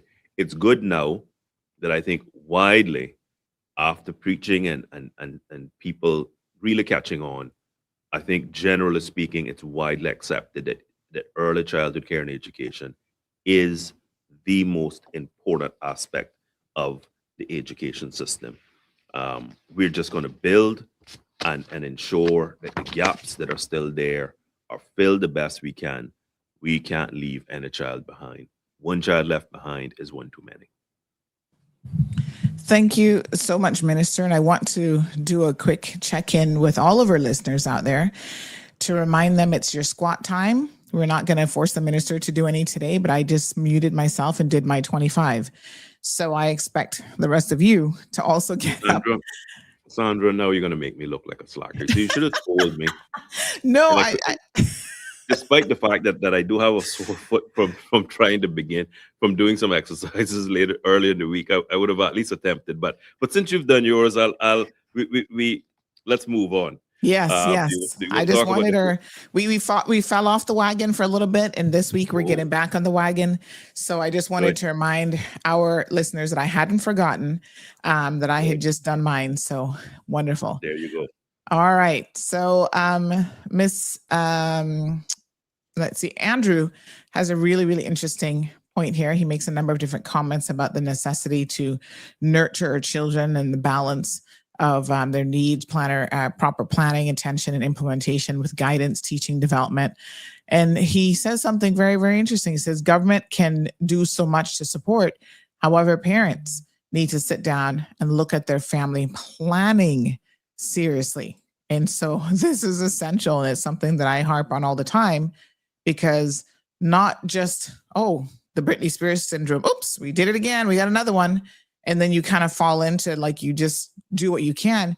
You've got to look at what you can afford to have in terms of children. And I don't mean necessarily monetary resources. That's important, of course, but also what you can afford in terms of your time. You know, a lot of us are very, very busy professionals, busy individuals. And so the amount of time that you can give each child on an individual basis, by the time you get home, especially if you live in the Eastern District with traffic, is very, very limited. And it's important that you spend time with your children, that you talk to them. You know, some of the biggest life lessons are not from inside of a classroom. It's from those conversations with yourself and engaging your children in activities and having them being involved in the community and teaching them from an early age to care about, you know, civics and volunteerism and all of these things. So all of that takes time, folks. Yeah. Absolutely. And Sandra, you hit a point that almost slipped me. So thank you for causing me this to be recalled. I used to have a saying in politics my first time around, that everything affects everything. Let me give you some other experiences that I'm now being imparted with in my school tours. A lot of people, we've been talking about the East-West arterial and how important it is to this country from a development standpoint, also from a human standpoint. People are just sitting in traffic too long. They're getting to work frustrated. They have to leave work at home extremely early. It's just bad. We know this, right? There's going to be some traffic in every country, but when it's bumper to bumper the way it is coming out of the Eastern districts is where it's unacceptable. So what's being reported to me is right now, the infancy class for the Eastern districts, for Northside and East End, are housed at the East End Primary School. And so one of the issues that Northside parents are facing is taking their infant children to East End Primary, then making their way to town for work. That's a problem. That's a huge problem. If we didn't have the traffic issues we had, it then becomes a logistical inconvenience, but it's doable. Jump on the Queens Highway, hit the school, you come back down, or whichever route you choose, you go to school, drop off for infant class, and then you go head to work. Imagine having to leave home to go to East End Primary and then come all the way back down into town and into traffic. And so yet another reason why it's so important, just for that, those groups of parents and those groups of children, because what's being reported to me is we're having people now who are looking on and saying, I'm just going to leave my child at home with the helper, because why am I going to go in that direction? Or instead of using the resource at the school, they simply come out and drop their child en route to an early learning center on the way into Georgetown, right? So it is an issue. I want to make sure that, and I mentioned this to my colleague from the district, the Honorable J.E. Banks. It is an issue that's on my radar. I can't fix it in the sense that until the East-West Arterial is built, that's just going to be a huge issue, right? But we are looking at the redevelopment of the Northside Primary School, and that now is also come in the mix as I'm thinking through what the redevelopment of that school needs to look like and what provisioning we need to have there. Do we also need to have an infancy class there, given the fact that they are Eastern District schools and it's so much more difficult for them? So it's only two schools, two districts, well, three if you count East and North Side combined. Two districts in Grand Cayman and Cayman Brac. So three districts in total that actually have government providing the earliest years, which is having provision for children 2 to 3 years old at present. So that's where we are with that in terms of our entire approach and in broad strokes, Sandra, that's where we're heading with ECCE. We will get the work done. This is hugely important. We're not going to lose focus. This is the number one priority of the ministry. It has, we must, by the end of this term, be able to celebrate as a country and say, we now have all the systems in place to be able to identify, evaluate, intervene at the earliest years and help our children. Parents are key. All right. At home and that reporting and interface is key. But we also talked about home health care. Before, Minister, just quickly, I know time is ticking, but before we move on to that, I just wanted to wrap up a few of the comments in relation to the early education. So Mellow Fellow says, what is the, we'll send that on to his team, because what I'm doing, Mellow Fellow, if it's not directly, because like I said, time is very, very limited this morning for the minister. He has a hard cutoff time this morning, but any questions that come in that are not relevant on point, we'll send that on to the team. So Ms. Margie, if you've been paying attention, what age should a child start preschool? The early intervention program, you can start as early as 2 years old, is what the minister just said. So pretty early on, or even before that, I mean, you can even do before that daycare. early intervention, yeah. Yeah. And then, but reception starts at age 4 in our public schools. All right. Greg says we arranged for a nanny to take a course to help her better care for my girls. By the time they reach kindergarten, they could recognize and spell their names and were able to do basic math and reading. Mari Abe says an emotional bond with parents and guardians is what keeps me centered and strong. Children need someone whom they can believe and support. I think you meant the other way around, but we get the point. Miss Anne says, bless her minister for his knowledge and compassion for saving our education system. Miss Anita says, I hope that our primary school system doesn't focus heavily on early academic performance, but also on a holistic, low stress approach. For example, character development, independence, social responsibility, cultivating a good human first, much like the Japanese model. Yeah, and that's why back in 2011 when we rolled out the first national curriculum framework for early years, it was a play-based approach, and that's critically important, and we're going to continue that. That's critically important. We didn't need to be heavy academics at that point. Exactly. All right. So the next topic that we want to give the minister an opportunity to discuss today is the home health care program, which again, HHC is a Cineco administered benefit intended for medically necessary care at home as an alternative or follow-up to hospital care.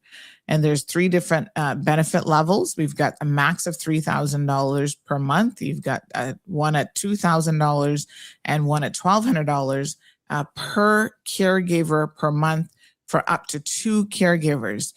Minister, if you can tell us a little bit about this, because about 97% of claims are at level 3, which is the lowest tier for non-nursing care. But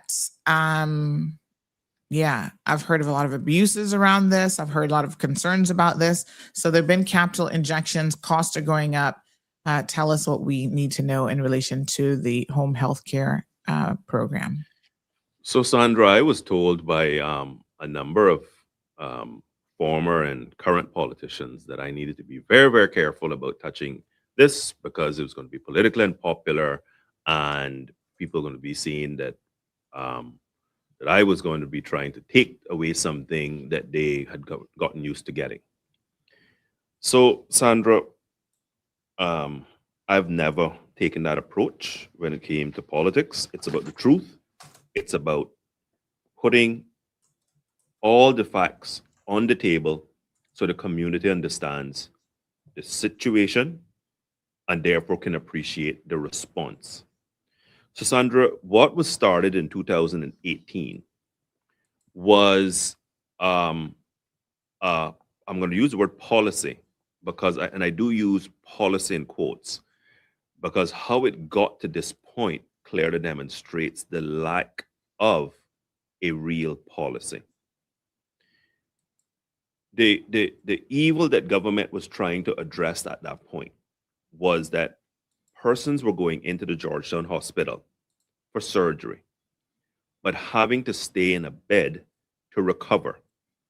Therefore, the hospital, for years now, you keep hearing about lack of beds, lack of beds, lack of beds. A lot of it has been because persons who need to recover, there is no rehab facility in Cayman.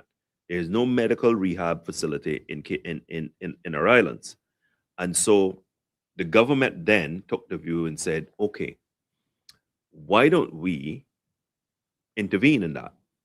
Why don't we create a program that if you have a medical necessity that is so acute that you need medical attention at home, that will help you recover at home, would be for a short period of time until you recovered, and then the funding would end. There was another batch, smaller batch, thank God, that existed of persons who were permanently medically disabled. So you had a stroke, massive stroke. You're now at home. How do we care for mom or dad, husband, wife, after he or she has had a major medical incident? And there wasn't any structure around how government was doing that. And so that's where this home health care, let me make sure I repeat this twice, Sandra.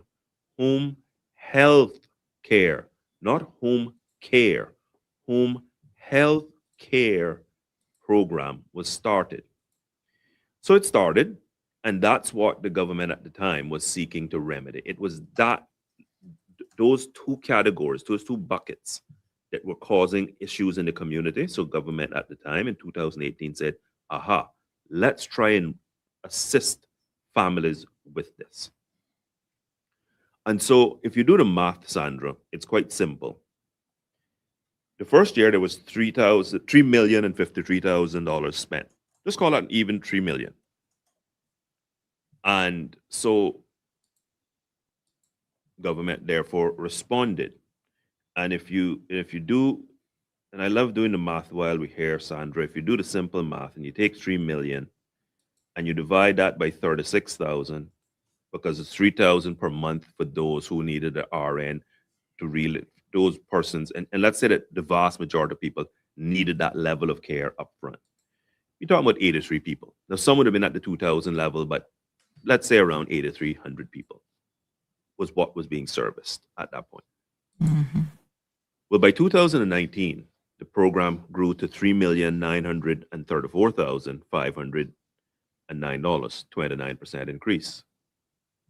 By 2020, it grew to $4,144,664. 2020 was COVID. We were in lockdown.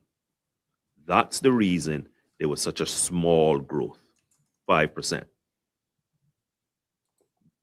Now we jump to 2021. We've reopened. We've created our bubble. Reopened as in we had free movement in Cayman. So we've created our bubble. It grew to $5,120,565, a 24% increase.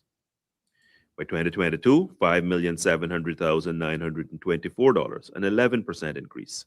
2023, $7,925,110, a 39% increase.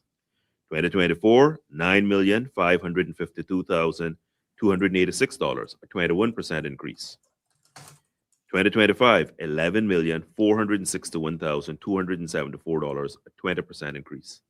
Sandra, year on year, this has increased by an average of 21%. It is wholly unsustainable. So, Sandra, your question to me should be, oh, have we had that amount of people be permanently ill at home? Or have we had that amount of people in surgery that needed care to the volume that would have created this sort of increase? Because remember now, persons who are going to recover, so let's just say you had hip surgery. Let's accept. Mom, dad has hip surgery. They're 72 years old. They're living alone. Children are working. That's a tough call for them to care for mom other than mom or dad being in the hospital. So good, they would get the care, but that should be temporary, Sandra. Once they're mobile and back to themselves, they're back to being able to care for themselves. So that bucket, which should have been the biggest bucket, should always be a temporary care arrangement type bucket. The reason that people have asked, well, why is it that cynical? Well, it was seen as an insurance plan program by the then government, which I can see where they were coming from. They looked at it and said, well, let's have it purchased by Cineco so they can use the same facility that they were using for the civil service health insurance plan to now buy care, elderly health care, not just elderly, sorry, health care for those who either need it permanently, i.e. long-term disabled, or for those in recovery. Sandra, what has happened is that this system has now devolved into people putting their hand up and saying, oh, this is as of right.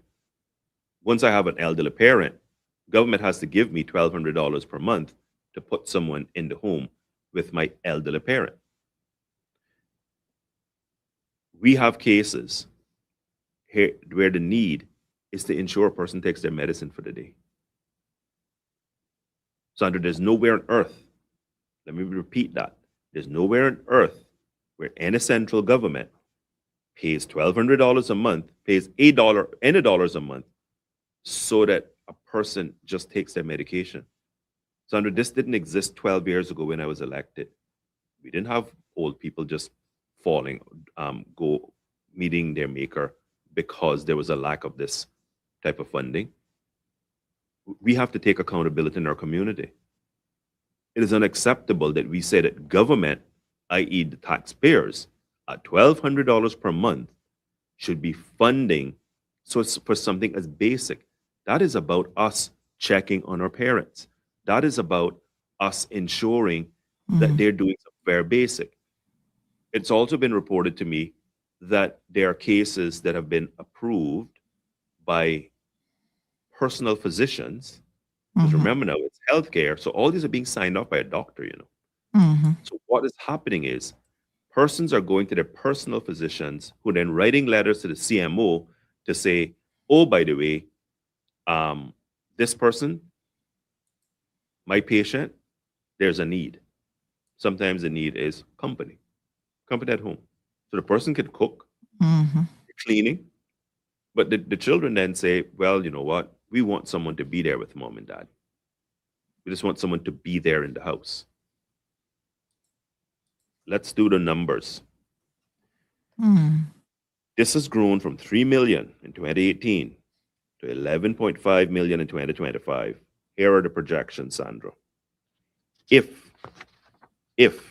we were to increase the level 3, because that's what people in the community have been writing me to say, because Cineco falls to the Ministry of Finance.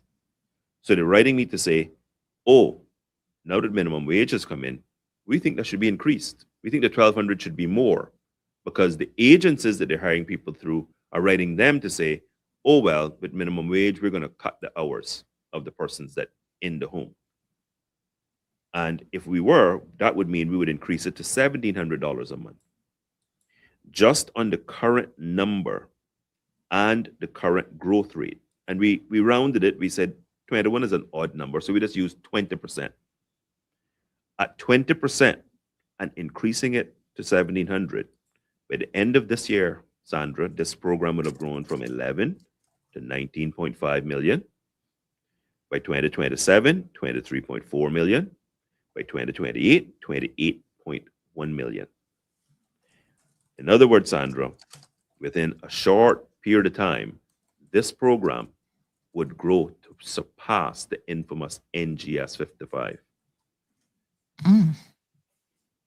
These are your show is the cold hard truth. This morning is about the cold hard truth of government finances and government policy. This is when a good idea or a noble idea, poorly implemented, and I'll never forget the words of Billy Adam. One thing that I've heard him say that I agree with completely: a good or noble idea, poorly implemented, becomes a bad idea. And this is a classic example, Sandra. It is completely and wholly unaffordable. This country could literally go bankrupt on this. I then, because also falling to my ministry is the Economic and Statistics Office. So, Sandra, let's look at what our current population is. Our current population at age 65 and over is 5,602 individuals. 60 to 64, 3,358 individuals. If we were to try to fund all of them at $1,200 a month, it would come out to well in excess of $150 million. Now, people may say, well, Rolston, that's really, really extreme. Of course it is. But I'm giving what the worst case scenario could be if we simply go down the route that we've gone, which is to have no guardrails around this program. And so what I announced, Sandra, in the House was that we're going to form a committee of the whole House to look at this. We're going to take all the data. We're going to take all the ESO data. We're going to have Cineco come in as an expert witness to clearly delve into what the magnitude of this problem is, which this is the headline numbers, and be able to have the public understand what this program is, what it really is. And I believe this was started in 2018 by the then government. It's now wound up in my lap. I say a committee of the whole House is who is going to determine and shape this program. What is it going to look like going forward? What are the guardrails that we're going to put in place? Let me give you a classic example, Sandra. Right now, there's no means testing. No means testing around this. So you can be as wealthy as you can as can be, you still get access to this. No means testing. Okay. So when I tell you there's no guardrails around this, and it is frightening. When I think about the budget and when I think about implications, it's frightening. Let me be very, very clear. Those in need, those who have meet the medical need, are going to continue to be funded. It's the abuses of the system that we need to address. Let me give you one other abuse that Cineco has identified. So you can get a caregiver in two different ways. A family can get a caregiver through one of these companies that offer caregivers. Or listen to this one, Sandra, you can go and hire one yourself directly. So Family X can get an individual, hire them. However, because this is a Cineco ran program, the payment goes to the recipient, just like insurance, right? Sandra, when you make your medical claim, they don't pay that money to Marlon, your husband. When you make a claim, that comes back to you, because they have to pay you. You're the policyholder, right? So the named individual on the form becomes the quote unquote equivalent of the policyholder in this instance. So Cineco pays $1,200 out to the family, to the individual. What Cineco has started to get reports of is families hiring a person sharing them with another family as a domestic helper. Because remember, you don't have to have any medical experience for level 3. Paying them $800, but getting $1,200 in from Cynical. That in another country, another definition is fraud. That's Of that's course. insurance fraud. Because if you're paying, if you're receiving $1,200 that should be going to the person to contribute, because remember, that's the other thing, right? This was never intended to cover the entire cost. This is a stipend to help, just assist, to offset. That's why there's staggered layers. That's why it goes from 3,000 to 2,000 to 1,200, reflecting what the need is for that person who's medically recovering or have a real medical or health need, right? It's a health care aid that you're supposed to be hiring, and it's for that purpose. The other thing that we understand that has been happening for years in the community is that these companies are now out in the community actively recruiting clients. So they're going, yes, Sandra, they are going to families and saying, we understand you have an elderly grandmother.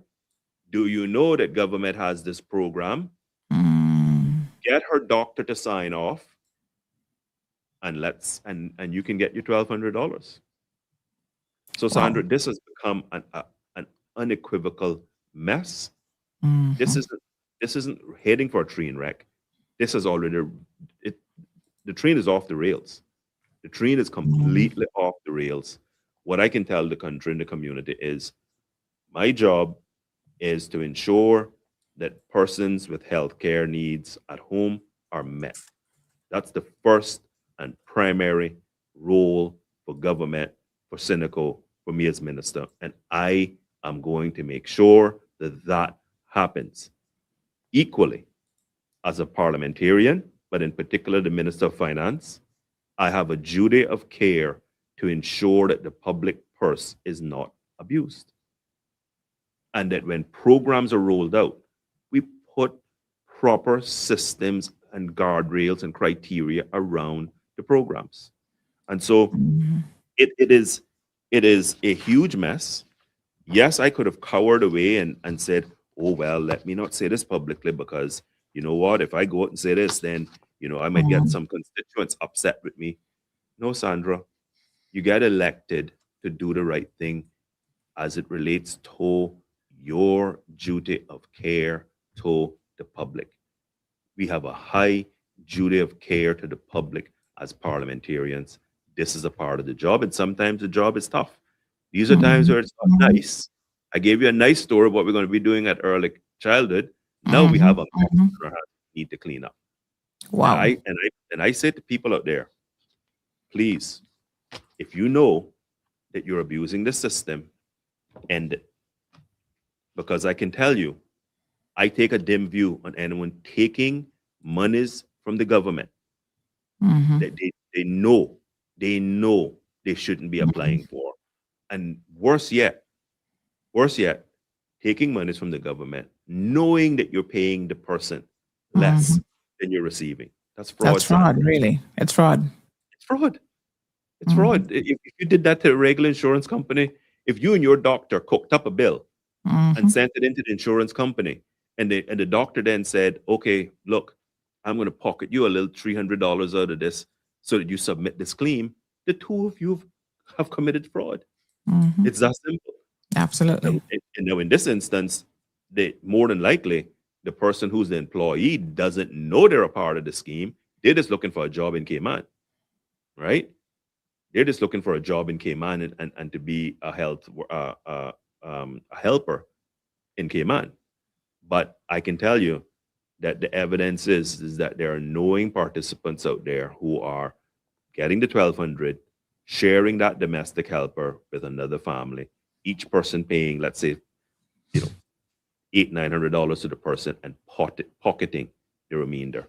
Not right, Sandra. The program is hugely important. The program is going to continue. We're just going to make sure that the program is sustainable so it can survive. If we leave it unchecked, then it's going to collapse, and then no one is going to benefit, and no one wins. We cannot have those numbers are real, and they're staggering with the growth that we've seen. Think about this, Sandra. 2018 to 2025. That's a long enough period of time to show a real pattern. And this has increased by 21% on average per year. That's not a statistical anomaly at this point. That isn't year one. So you're hoping by year 2 and 3, it's going to go down. That is consistent growth over a sustained period of time. 2018, 2019, 2020, 2021, 2022, 23, 24, 25. 8 years in, almost a decade. The evidence is in. The program is being abused.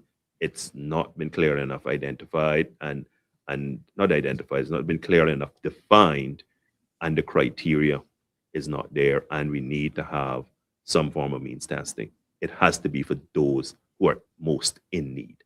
That's what programs like this are designed for, Sandra. Wow. So, well, thank so you. that's a bit of a downer to end on. Yes.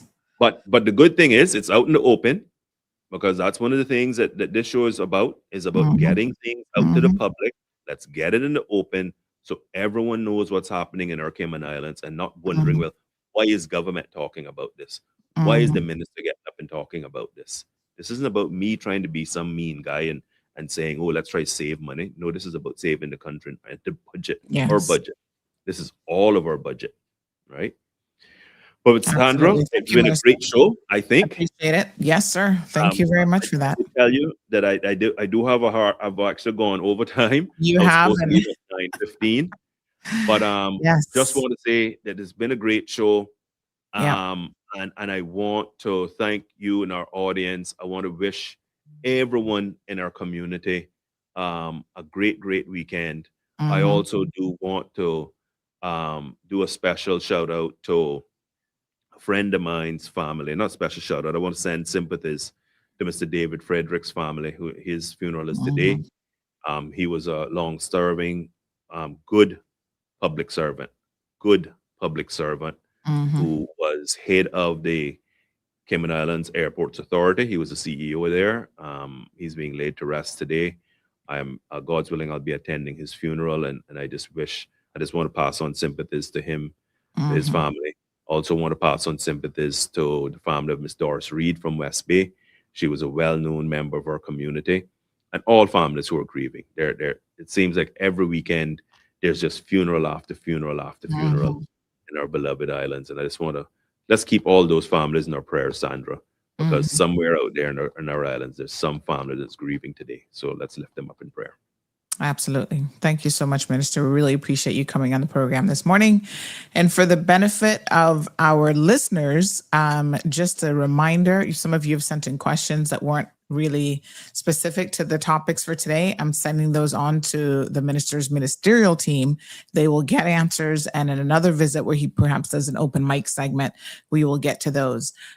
Ministry Matters is our weekly, if we can get them here, or monthly, we'll take it however we can get it, deep dive into government decision-making, where we move beyond the headlines and press releases, the questions, the policies, procedures, and performance of the people in charge. It's a space for honest, as you can see this morning, informed conversations, with those holding the public purse and shaping the laws that affect your everyday life, my everyday life. And it also gives you an opportunity, the public, to hear directly from ministers on what they have going on, what they're doing, and how it will impact Caymanians now and in the future. So we thank the minister. He's committed to coming on as many Fridays as his schedule will allow him to do so that we can touch on areas that he's directly responsible for. So let's again put our virtual hands together for the Minister of Education and Training, which is the areas that we were covering today, the Honorable Rolston Anglin. Thank you so much, sir. All right, folks, let's get up and do the squats. Yes, I see you reminding me, Evelyn. She says, squats, please. So let's go ahead and get up. I did mine earlier. Whew. Yes, honey child.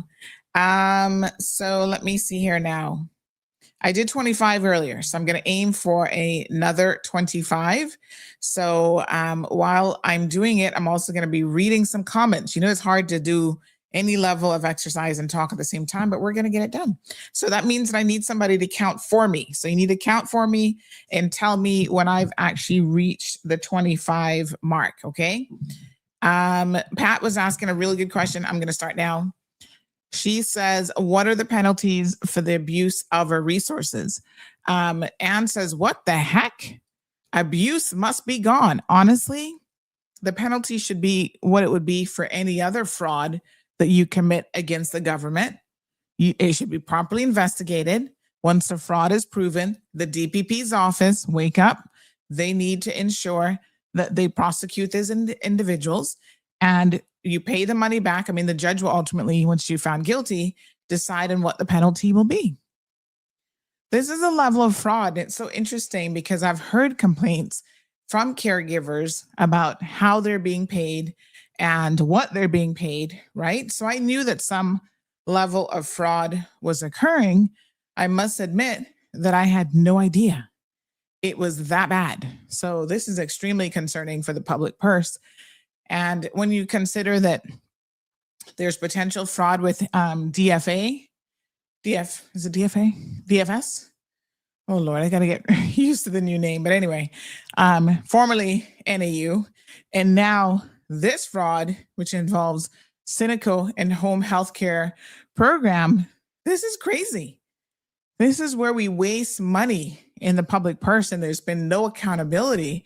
And then we wonder why we can't afford some of the things that people really, really want. What number am I on, by the way? Whew. Give me a count because, boy, I'm feeling it now. Happy Friday, Julius. How you doing? Anne says, round them up and make them accountable. Crazy mess. Miss Sue says, you mean we can get $1,200, Minister? I'm retired. Came in, pay $200 a month in health insurance. No, I think you're not quite understanding what the program is, Miss Sue. Give me 1 second. Somebody. Oh, I gone to what? 40? Did I do that many already? Lord have mercy. Why y'all never told me to stop? El Ray is saying those are half squats. Them need deep in it. Listen. Whew. Heartbeat definitely gone up. Melody complaining, but I need to get deeper. You do deeper. You do 41 deeper squats. No, I'm like touching the chair. What are you gonna say next? The chair is too high. Okay, I'll count it as 41. Whew, we'll go with that. Evelyn said 50. Did we go that high? Lord have mercy. Still better than doing nothing, El Ray. Right. So listen. I think this is quite shocking what the minister has brought to our attention this morning, and obviously something that we need to pay very, very close attention to. Wow. Clean it up. Clean up the swamp. And in this instance, we mean like really clean it up. Not Trump's version of cleaning up the swamp, which is adding to the swamp. No, we mean clean this swamp up. Let me drink some water. All right. Anne says, let's report those we know that are abusing the system with fraud. Somebody said, give the minister a kaboom, please.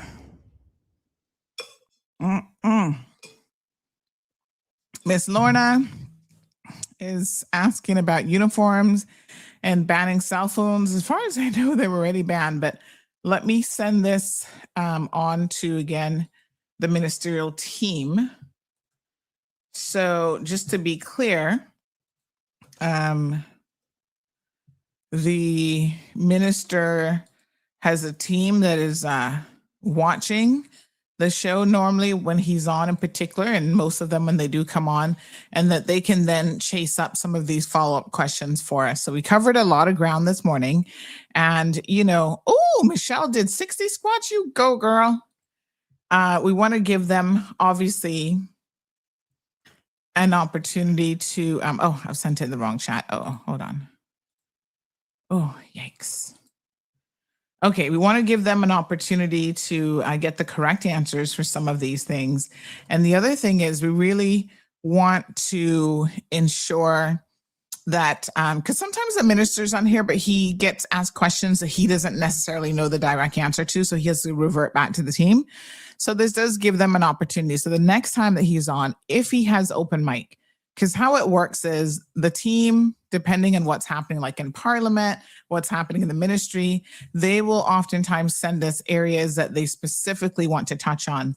And so as much as possible, we want to stay within those perimeters, because we need to know what's current, like what's happening. And, and so that is why we give them the grace of saying, okay, these are the topics for today. Let's go ahead and address these. Sometimes it gets a little bit manic and it's all over the place when we have like questions and callers and stuff coming in. We certainly don't mind the callers, but if we can keep it a bit more focused, and then we'll say to them, listen, let's just do an open mic segment for the next visit so that people can ask any questions of the minister across education. And then, that makes sense as well. So Phineas says, them knees burning. Child, you got to strengthen the knees, and by strengthening and doing those squats, you actually are helping the knees in the long run.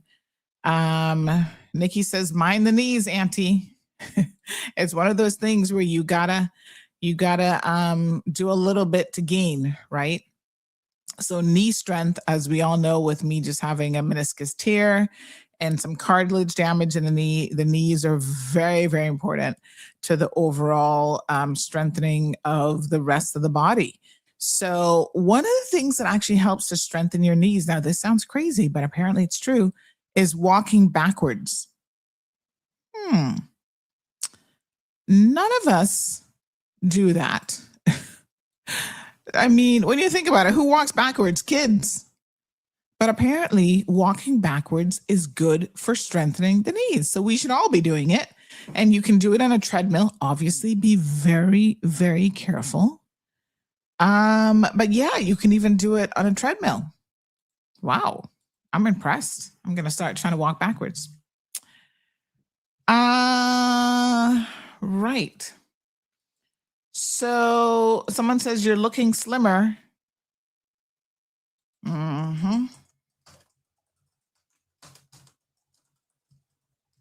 Okay. All right. So we're gonna not go into a whole lot of oh Lord have mercy. We're not going to go into a whole lot of overtime today because I've actually got quite a busy day ahead. I have a couple appointments, and I am in court this afternoon as well. So let me tell you that supposedly my trial will be starting on Monday with the John Felder situation. By court order, I can't really talk about it. I can't say any more. I just tell you guys when I'm going to court, so at least you know. But as I'm able to provide updates, if and when I'm able to provide updates, I will do so. All right. So, yes. Okay, so let's talk a little bit about, and then I'll inform you guys of what happens next. But let's talk a little bit about FAFO Friday. Buckle up. And someone said, good golf on right now. Oh, sorry. Forgot about this person's request. Oh, Lord, have mercy. Trying to multitask here. That is for, okay. All right, give me 1 second. 1 second. 1 second, sir. He wants to watch golf and he's asking me a question. Okay. Oh my goodness. Hold on. Righty ho, righty ho. Okay. Yep. There we go. Are we in the middle of a golf tournament or something on right now? Hold on.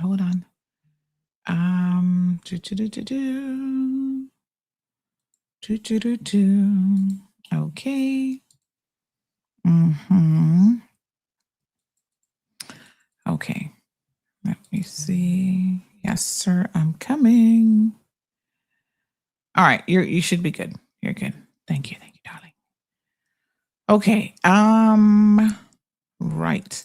So let's have a little bit of a FAFO moment. So I think it was a Monday show. We were talking about the fact that there was this lawyer who allegedly, he's innocent until proven guilty, but our sources identified him. that he was involved in this car accident where he left the scene of an accident. Someone said he actually called a taxi. I was like, he did what? Call a taxi? Who the hell does that? Well, apparently when you're rich and entitled, you do that. Can I make a suggestion to Logan? You know when you should have called a taxi?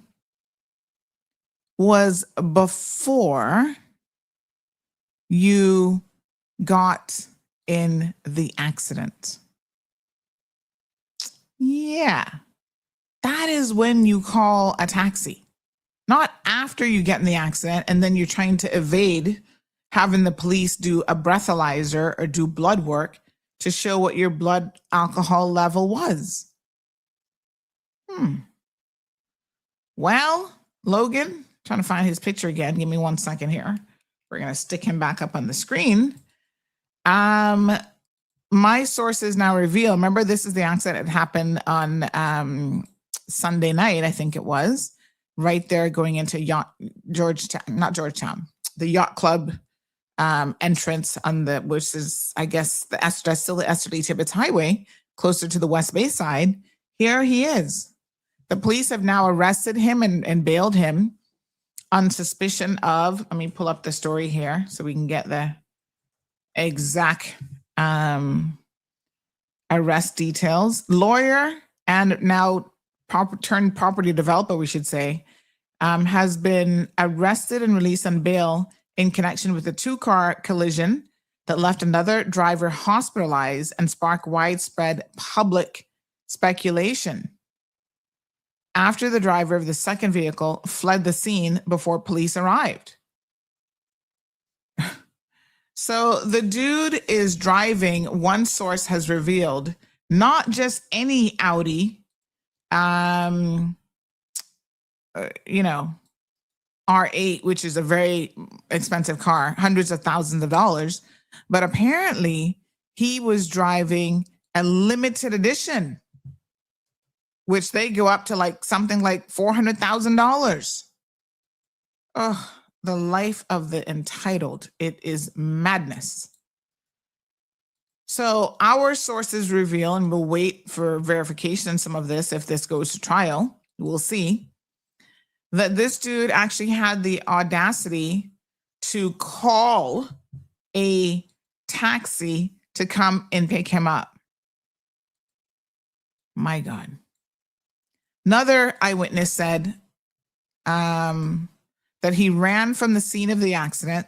The injured victim was attempting to question him and hold him at the scene because he realized that he was going to leave the scene of the accident. Who on earth does this?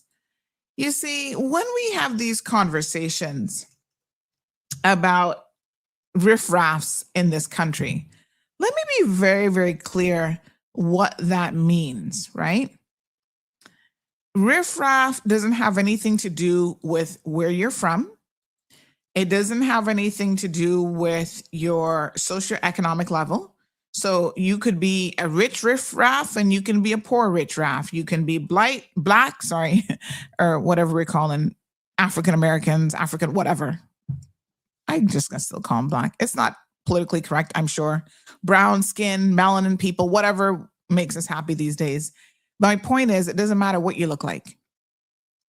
You could be English, you could be German, you could be Cayman Bracker, you could be, you could even be a riffraff Caymanian, as far as I'm concerned, because it's your behavior that makes you a riffraff. Now, I know for the most part, we've been talking about these riffraffs being importees that we bring into this country who simply don't know how to behave themselves. This guy looks like he probably has had a very privileged life his entire lifetime. He went to law school. He's done well for himself. He was able to come to the Cayman Islands, living his best life. This is when he was in his younger days, handsome back then, getting hired by top law firms like Maples and Calder. They probably were the ones who brought him here. And then he realized, there's more money in property development, and all this sort of thing, owner of a property development company. This is great. But guess what? You don't get to get all those amazing benefits of life in the Cayman Islands. And then you engage in this type of behavior. Dude, I don't really give two cahoots what you were doing. If you were snorting cocaine, having a baller, drinking in whatever, the second you decide to take this public, right? And you drink and drive, that is in the public domain. That then is when you, James Lagan, my apologies, I think I was calling him Logan. James Lagan is his name. That is when you then become a menace to society. And once you become a menace to society, then it's all fair game. Like it's all like, listen, dude, you know, yeah. Okay. We get to talk about you. He says that he's part of the Bronte Property Group, but he actually, I understand, owns the agency, which is a real estate group. And this is the kind of behavior that he feels entitled, I guess. Originally, he's from Australia, by the way. Australian. University of Sydney and Western Sydney University, he went to those. So it is really, really disheartening that we have someone of his means who has no excuse. You see, this is the part that gets me, because some of y'all be like, oh, but Sandy, you know, getting a tax is expensive. So you might not be able to afford it, but this dude can afford a 200,000, 400,000, whatever estimates you believe, vehicle. Calling a taxi should be no issue whatsoever. How do you not see that that is actually the right thing to do, James Lagan? You could have killed that guy. I mean, you guys saw how mashed up the cars were, right? And then were you going to actually be paying the gentleman's bill in relation to his injuries? Or if heaven forbid you had killed him, his family, his children, his mom? You know, money can't bring people back. But these are the type of people who actually, quite interestingly enough, also want to try to fight people when they can. Like, oh, he doesn't intend to pay anybody a red cent. It is very, very unfortunate that James Lagan made some poor decisions recently that now has him in the news, has him arrested. And I hope that although the laws are pretty ridiculous around this sort of stuff, he's not going to get more than a slap on the wrist, to be quite frank and honest. You know, at the end of the day, they need to deal with him in the most forthright manner possible. So we'll be keeping an eye on the developments of this case without a doubt.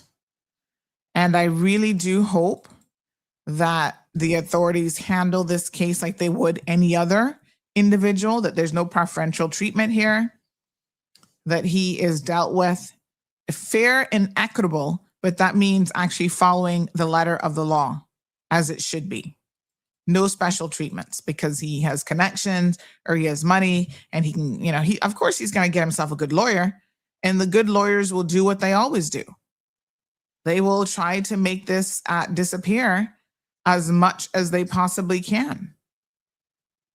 And I'll be honest with you, you know, a lot of them tend to do a fairly good job of it. They'll get all kind of all sorts of creativity. And he's, you know, he'll get a slap on the wrist because the laws are slack. Now, our lawmakers need to pay attention, because we've said it before and we're going to obviously repeat it now again, that one of the areas that clearly we need to tighten legislation is in relation to people who leave the scene of an accident. Because now the more serious offense, which would be DUI, they can't prove, right? They cannot prove that this guy was actually drinking and driving. What evidence do we have of that? They need a blood test in order to be able to prove that. So this guy has a very good chance now of walking scot-free And I can't remember off the top of my head what the requirements are for, or what the penalty, I should say, are for driving, for leaving the scene of the accident. But I don't think it's particularly very, very stringent. So this now is where I think the legislators, that's the people you elect to public office, they need to pay attention and they need to say, you know what? We need to start understanding this is happening more frequently, right? So there's that degree of frequency. It's creating very, very serious situations. And perhaps what we actually need to do is start cracking down on if you leave the scene of an accident, that will be far worse for you than if you were even caught with a DUI. Like up both of them, as far as I'm concerned, will make them both really, really bad. But to be clear, leaving the scene of the accident should be considered a very serious offense. Okay. So, wow, what a mess. We'll continue to keep an eye on this because I am obviously very, very perturbed that anybody would do this, but especially someone who really doesn't have any excuses.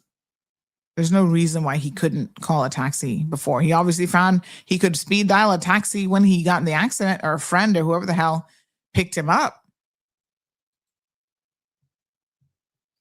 Abby said, did he really report it stolen? I have no clue. I think a lot of people were saying that on Monday's show when we first discussed this incident. They were saying that, that's what they do, that they report it stolen after the fact. And again, that's not something that anybody should be taken serious. If you didn't report, especially that value of a car, if you didn't report that stolen beforehand, we honestly shouldn't believe him if he was to give that excuse now. So I'm not aware that he has made those statements to the police. Obviously, the police were asking for assistance in locating him. Now they have him. I mean, not for nothing, but can I just ask the police, how is it that you couldn't find this dude? How many people came in driving around in a $400,000 Audi R8? Not that many. There's not that many of these cars on the road at all. Good morning, caller. Good morning. I was just thinking about something else. Not only did he run away, maybe because of being drunk, but another thing that passed my mind was, I don't think insurance pay claims out if you were found drunk as well. So it also gave him a chance. That's right. But listen, So he's balling. He's balling in so much money. Right. That insurance shouldn't even be his concern, but he's trying to run from the reputational damage that is going to come out of, imagine owning the agency, real estate company.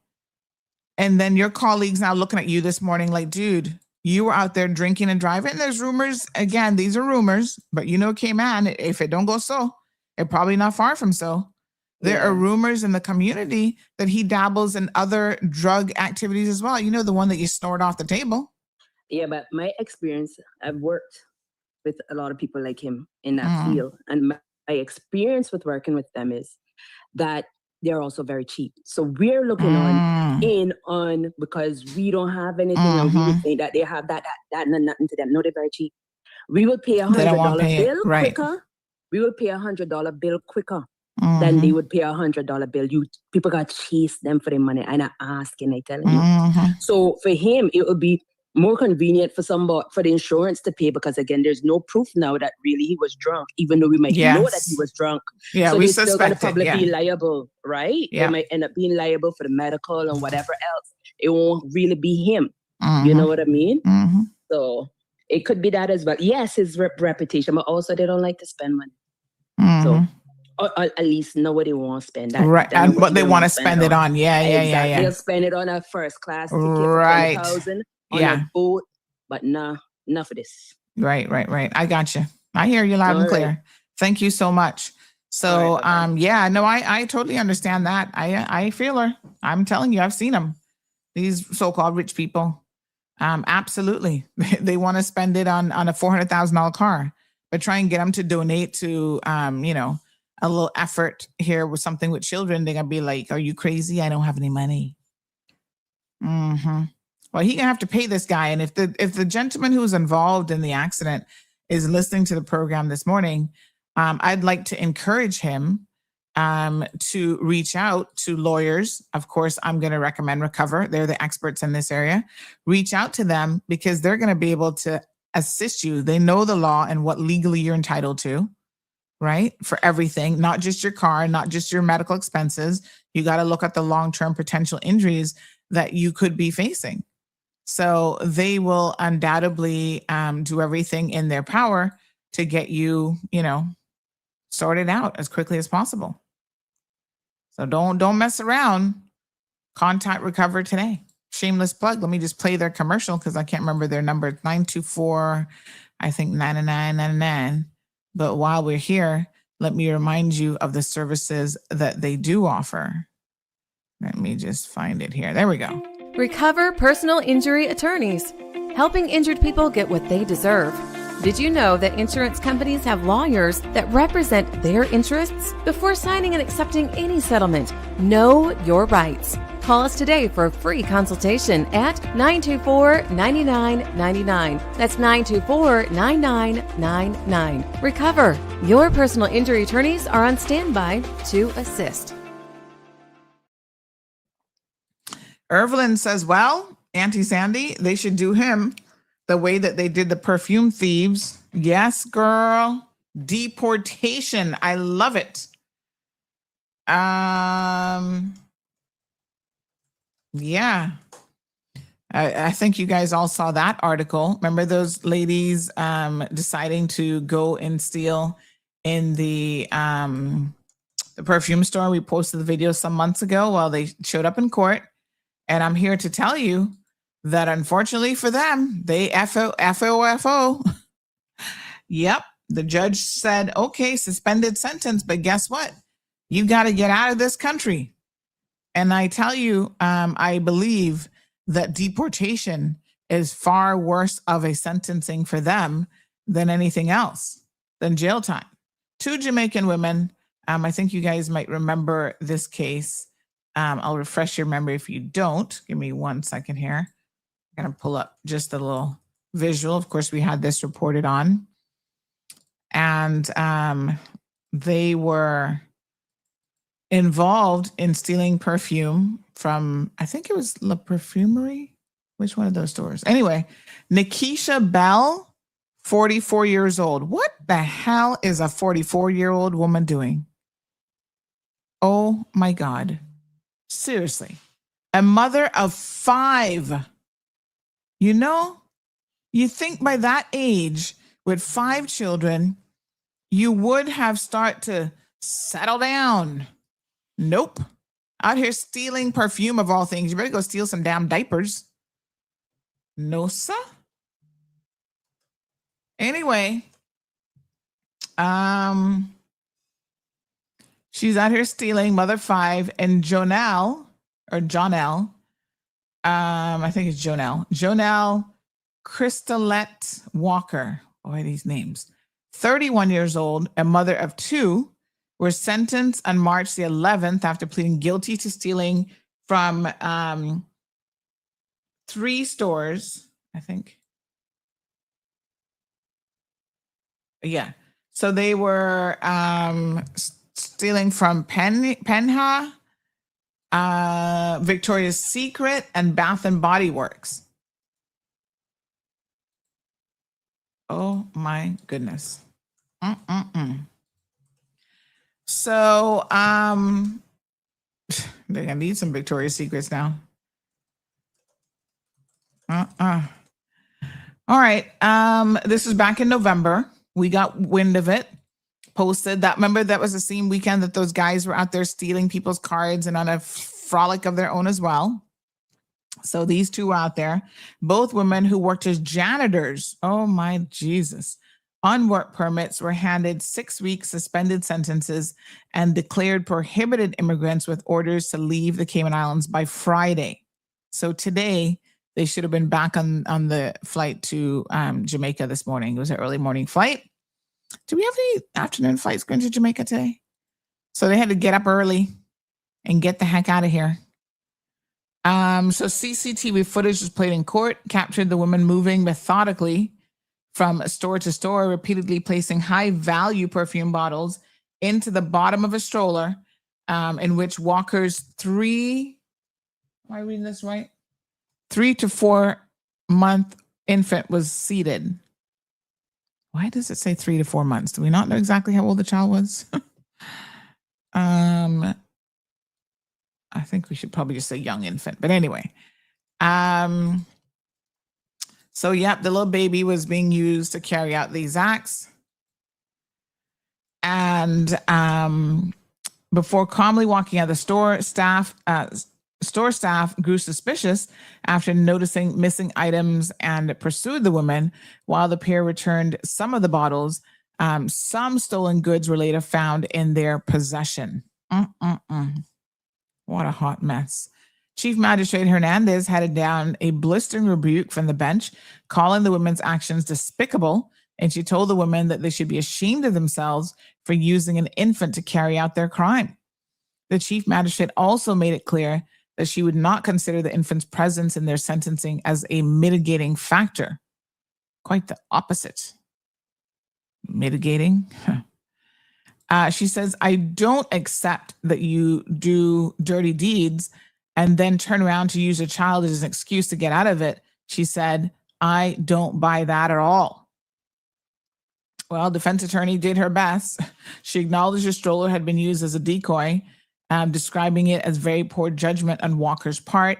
The court heard that the woman had exploited crowded store conditions, using the baby and the busy shopping environment as a distraction as they moved swiftly between locations. Despite the harsh words, the Chief Justice opted to not impose the custodial sentence immediately. It's been suspended for 2 years, and the decision came with firm conditions that the women must report to Customs and Border Control the following morning, present airline tickets, and depart the Cayman Islands by Friday. Any return to the islands, the court warned, would trigger the activation of the suspended sentence.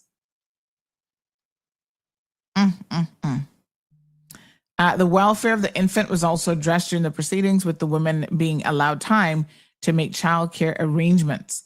Walker's employer attended court in a... Y'all so friggin' stupid. I hope to God this wasn't no Caymanian doing this. Walker's employer attended court in a show of support and cared for the baby outside the courtroom during the hearing. What do y'all? Which fool? You see, I don't think this would have been a Caymanian. Sorry to say, but this is one of those newer Caymanians. Probably came from Jam. Sorry, Jam. Y'all know how y'all can support downright ridiculousness when you're ready. Because if this is a real Caymanian who was there supporting them, I mean, yeah, the poor little baby, I feel sorry for him or her or whatever. Don't even know. But you think that somebody get caught stealing? Poor Miss Stacy. A dog would have to eat her supper. I can go to court to support her when she's done wrong? Let me be clear. Under no circumstances would that be happening. Baby or no baby. Sorry. FAFO.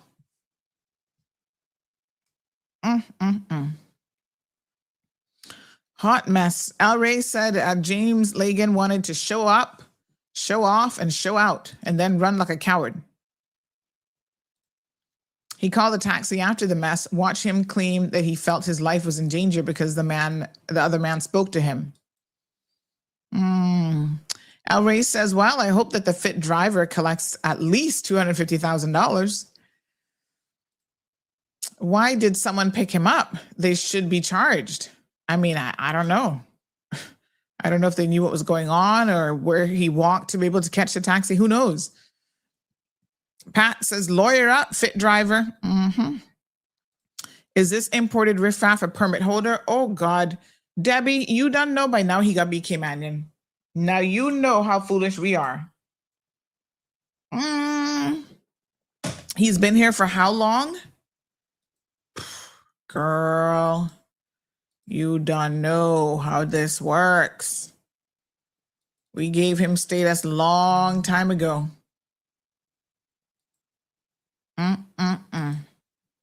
Yep.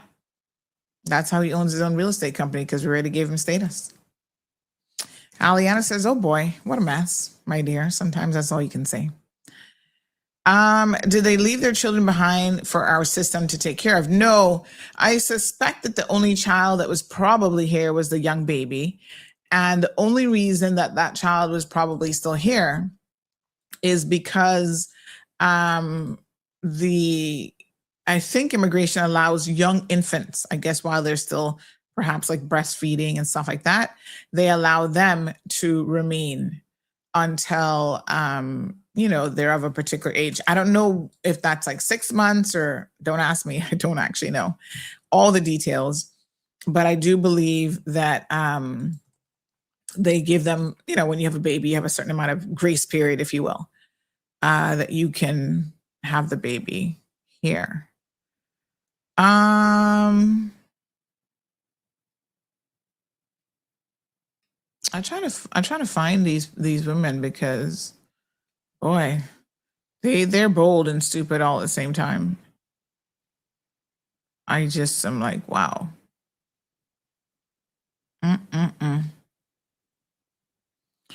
Well, they're gone back now, messed up their future. Those poor children that no doubt relied on them to be able to, have a better chance at making some money, better livelihood, and all that kind of stuff. Now, all of that has been thrown out the window. So very, very sad indeed. All right. Well, there you go. At least that one is dealt with.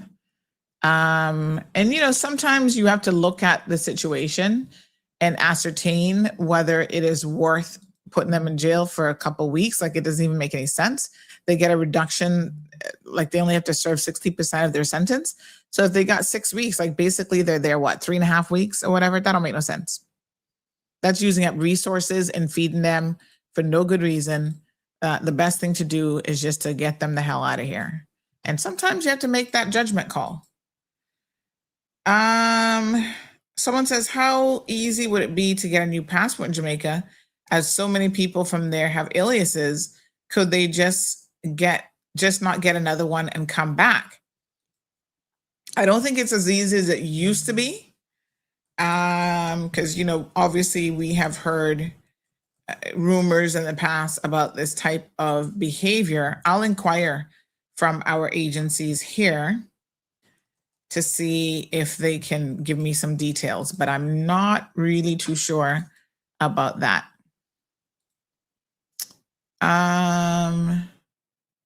No way.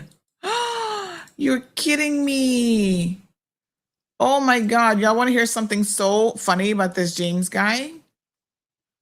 I'm sure this woman must expert. Listen to me. This is like gold.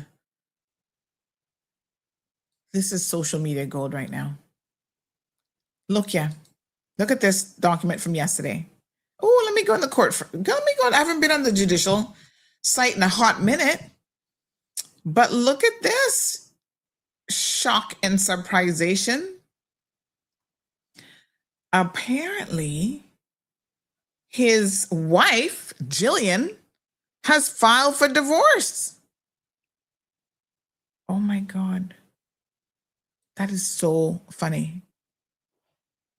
I mean, not for nothing, but really? Where's the court list? Public register. Here we go. So yeah, just yesterday, Jillian Lanier Lagan has filed her petition to divorce James Peter Lagan. Oh my God, you can't make this shit up.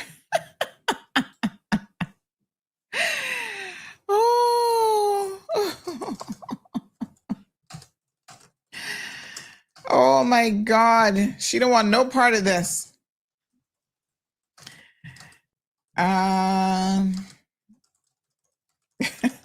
Hold on. Oh my God.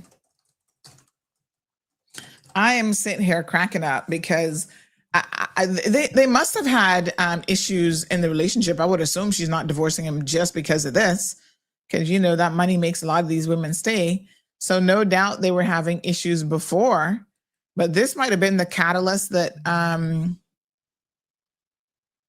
that broke the camel's back. She was like, I am so sick and tired of this guy. Wow. No, sir. Mm-mm. Wow. I can't make this stuff up. Who the heck is Meshack Kevin Connolly? Huh. Uh-huh. Yep, it's a family petition, which we all know what that means, honey child. Oh my God. Do you think, I'm having to think about this, right? If I did something stupid like this, would Marlon be rushing to the courts to divorce me forthwith? Entirely possible. Oh, Aliana says, with 5 children and come came man to steal, what a shame. I'm assuming they probably are stealing perfume to resell it. I don't think they need all that perfume for themselves. So again, you know, being stupid with their thievery.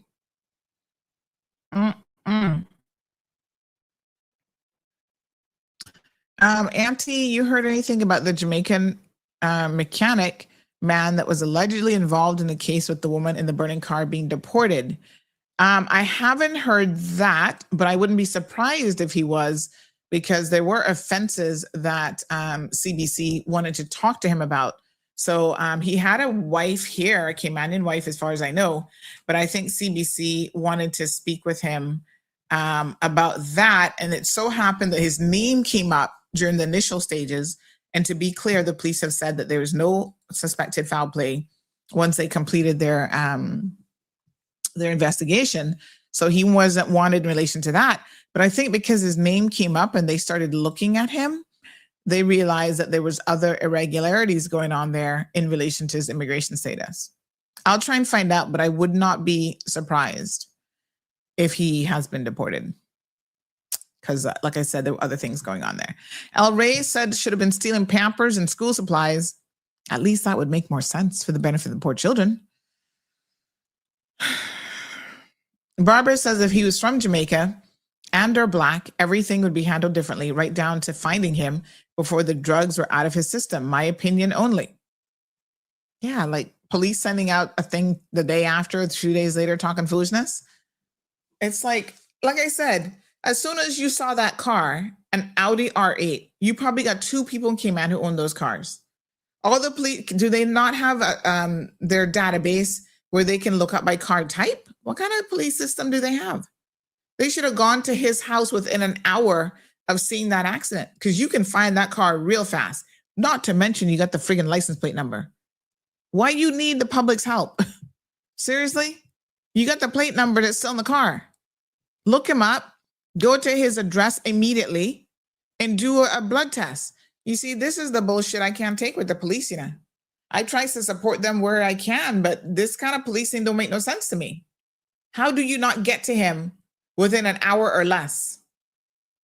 That you got put out a press release talking about you need the bank's help finding him. My ass. Sure.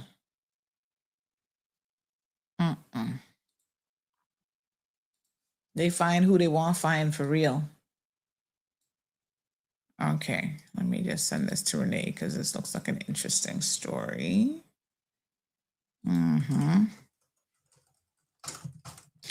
All right, so yes, so what a hot mess. Yes, divorcing him. Oh, the Flanagans are getting divorced. Colm Flanagan, he's another lawyer. What is it with you lawyers? Wow. Y'all divorcing more than anybody else. Julia's divorcing him? I don't know Julia, but I do know he's a lawyer. Well, what mess. We got somebody else divorcing Norman Anthony Wilkins. Lord have mercy. Yes, I guess the day, let me not even. Oh my God. Oh, geez, and peace. What a mess.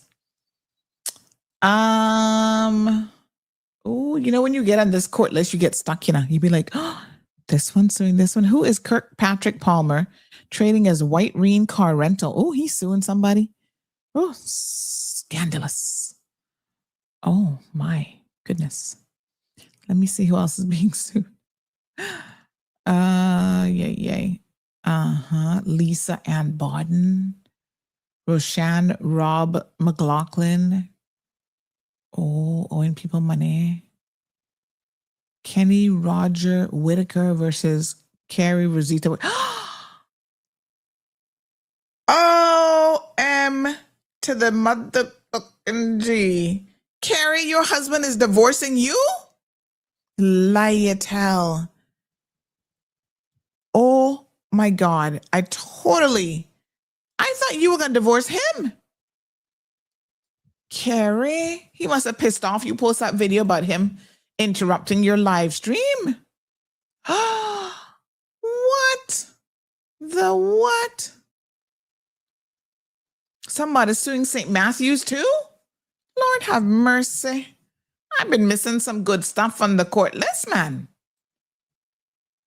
Wow. Carrie, you would make that man divorce. Girl, please, I would have beat him to the punch long time. Oh, well, I guess he's done. Lovell Marriott suing the Water Authority again? She's suing somebody again? What the hell? What a woman love to sue. And no real grounds, you know. Jeez, peace. Somebody's suing Seaboard. Jeez, peace.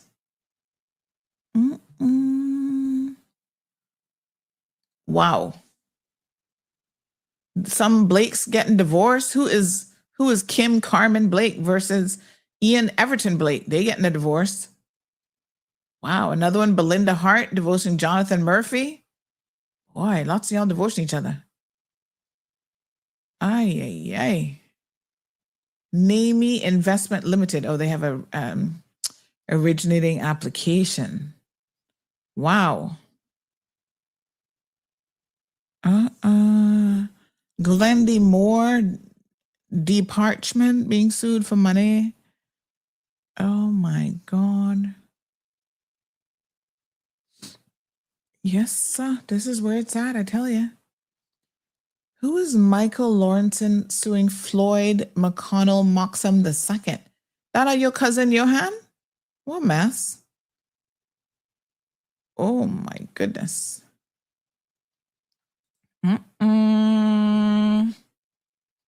Yes, sir. Wow.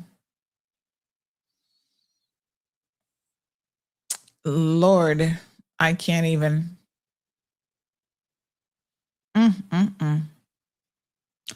Well, this is where it's at. These are public records. Anybody can go look at them. Daniel Godfrey Dawkins versus Krishna Paula Hooker Lopez. He's divorcing her. What a mess. Some Evdeen, I think they have her name misspelled. You know, it has to have an I in it somewhere. McBean Yates versus Christopher Isaac Morgan. I notice more and more that a lot of these people don't have the same name, although they're married. So I guess the women not even bothering to change their name because they're like, child, I'd have to change it back real soon. So they can't even bother. What mess. Okay, then. Yes. Anyway, speaking of cases, I've got a really good one that is going to be coming up here soon. I'm hoping by Monday the story will be up. And we can actually talk about that one. That one is really, really important from, and I think, Lord, I think I better wait till the regular YouTube channel is back up because this one is such a critically important case for those of you who need to know from a labor perspective what you're entitled when it comes to severance pay. So, let me see when I don't know when YouTube is going to give us permission to come back online, but let me just check on that because this one's it's a big case. And it's kind of gone under radar. So I want to make sure that we cover it for the benefit of all of you. Stacy says, laughing out loud, no way, I don't want no perfume. Plus, I don't want my pictures up on CMR website unless it's for something really good, because you'd get posted with all those gym pictures, all your goody body pictures that you be in the gym. Those are the ones I'm going to use if you do anything bad, Miss Stacy. I'm going to say, look at Miss Stacy. She got time to be working on her abs, but she's out in these streets doing foolishness. I hope she know better. Mm-hmm. But would that affect the children? Because the mothers didn't affect the children. They didn't act to be born. Of course, it's gonna affect the children. It's gonna affect the children because now they got to go back home with no job, But this is why, if you don't think about, the appeal rejected. Oh Lord. That's some bitches over at Facebook. Let me see how long we're in Facebook jail for then. They said appeal rejected. Let's see here. If we, I gotta send this to my content creators. If you really want to think about your children, like if they're your priority, sometimes we would do stuff if not for children. Is that not right?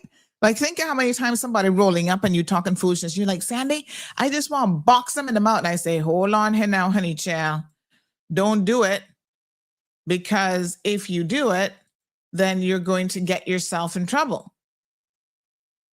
Right? And if you get yourself in trouble, then what's going to happen to your kids? Who's going to mind your kids? Who's going to, a lot of times I'd be looking at people and I'd be like, man, if I could just give you one box upside your head. And then I think of my daughter.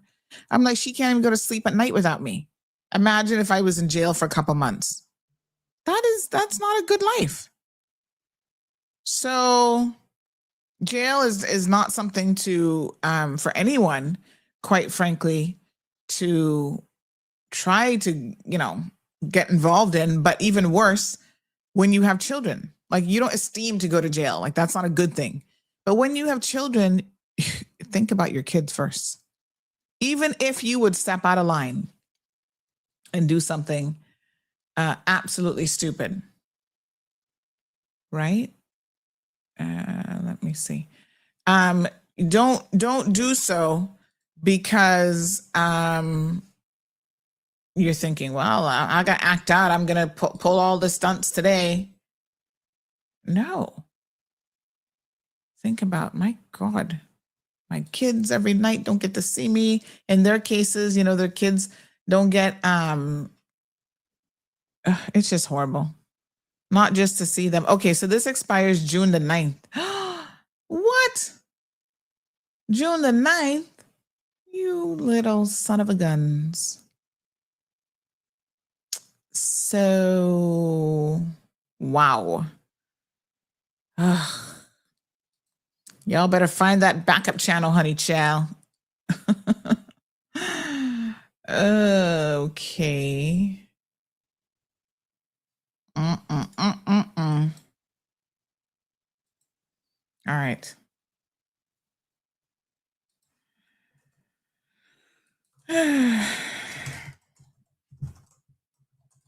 Mm-hmm.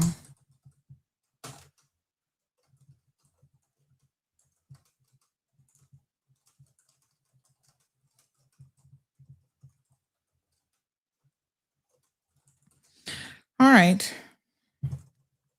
Just sending a little notice here to our content creators. June the 9th, that's a really long time. Come on. Jeez.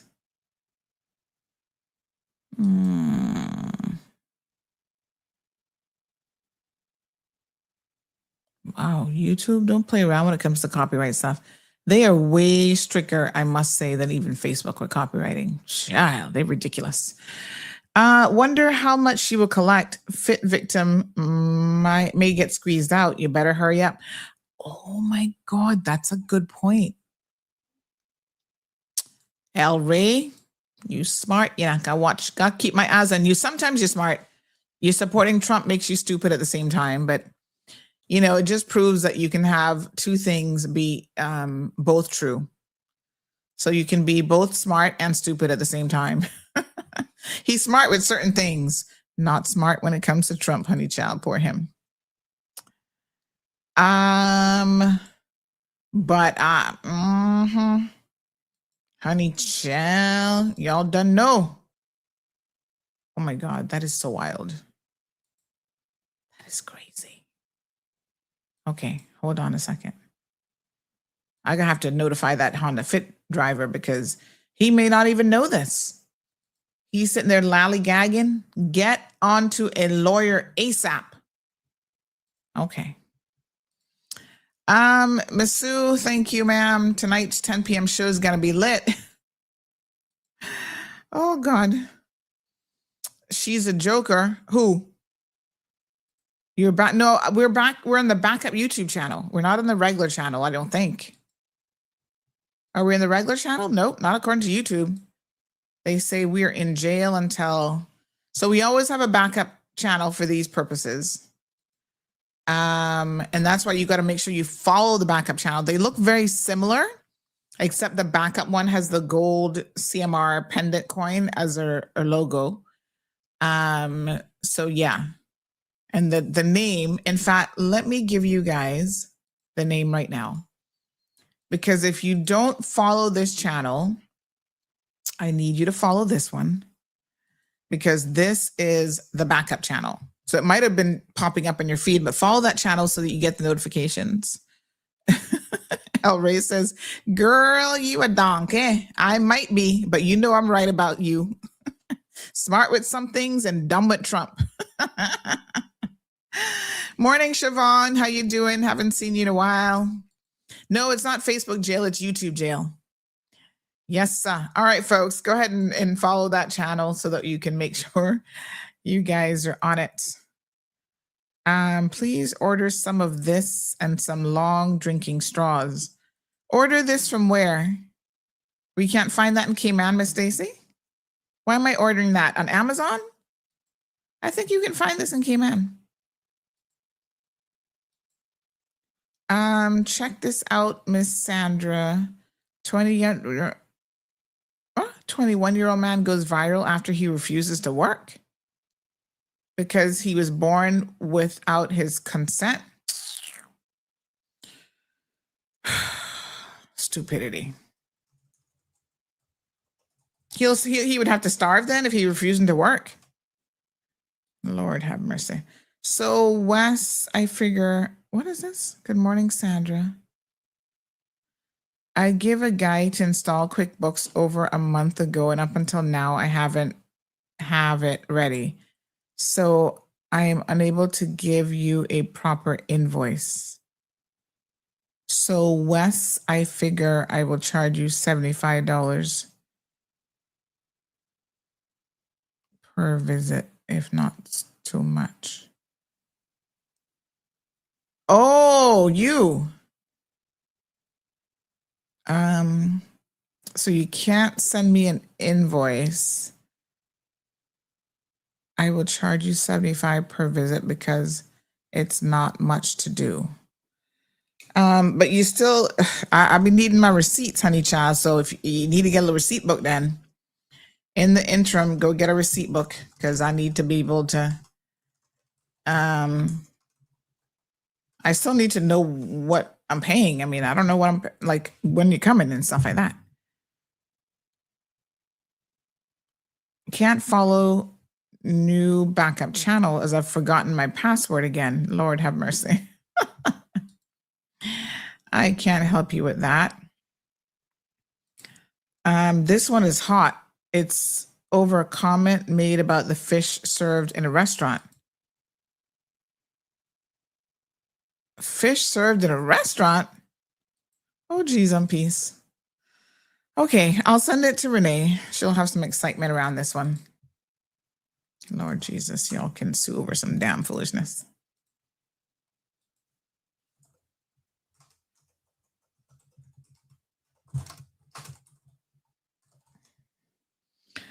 Oh my God, hot mess. No, sir. So his wife, Jillian, is the daughter of Joe Imperato. She was married and had an affair with James Lagan, married James, and he then had an affair with someone else. So she's now divorcing James. What a story. I love it. I absolutely love it. The lifestyle of the rich and famous, no different than the rest of us. Girl, they out here frolicking just like everybody else. So she was cheating. She's married before, Jim Prater's daughter. Okay, Jillian, that's her name. She was married before to someone else, divorced that person. Let me understand what you're telling me. Had an affair with James. Okay, I'm sure that ended that marriage. She marries James, and then he has an affair on her. Well, you know what, Caymanian and Caribbean people can say, you lose them how you get them. You can't get somebody through cheating and think that they're a loyal person. That's like defies common sense. No, sir. Oh my God. Wow. Mm-mm.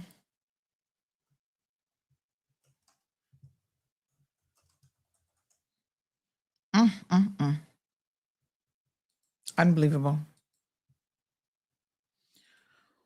Well, yes, sir.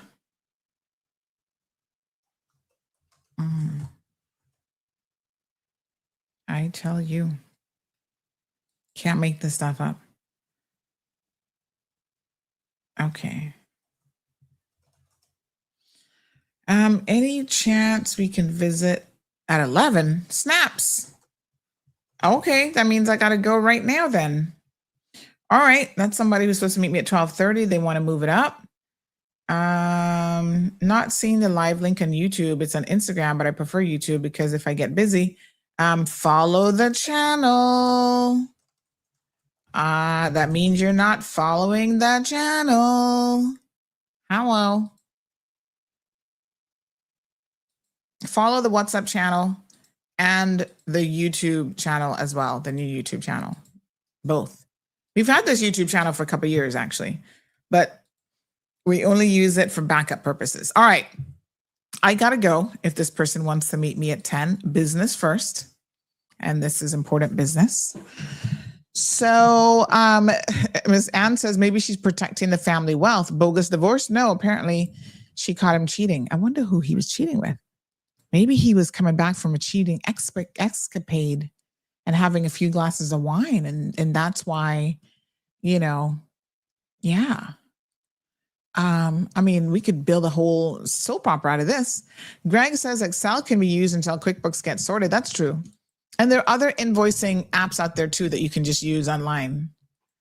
But you see, what I think happens is a lot of these guys, they're in the business, but they have no concept of accounting, admin. Like there has to be a business that has to support some of these other small businesses because they just don't know how to do it.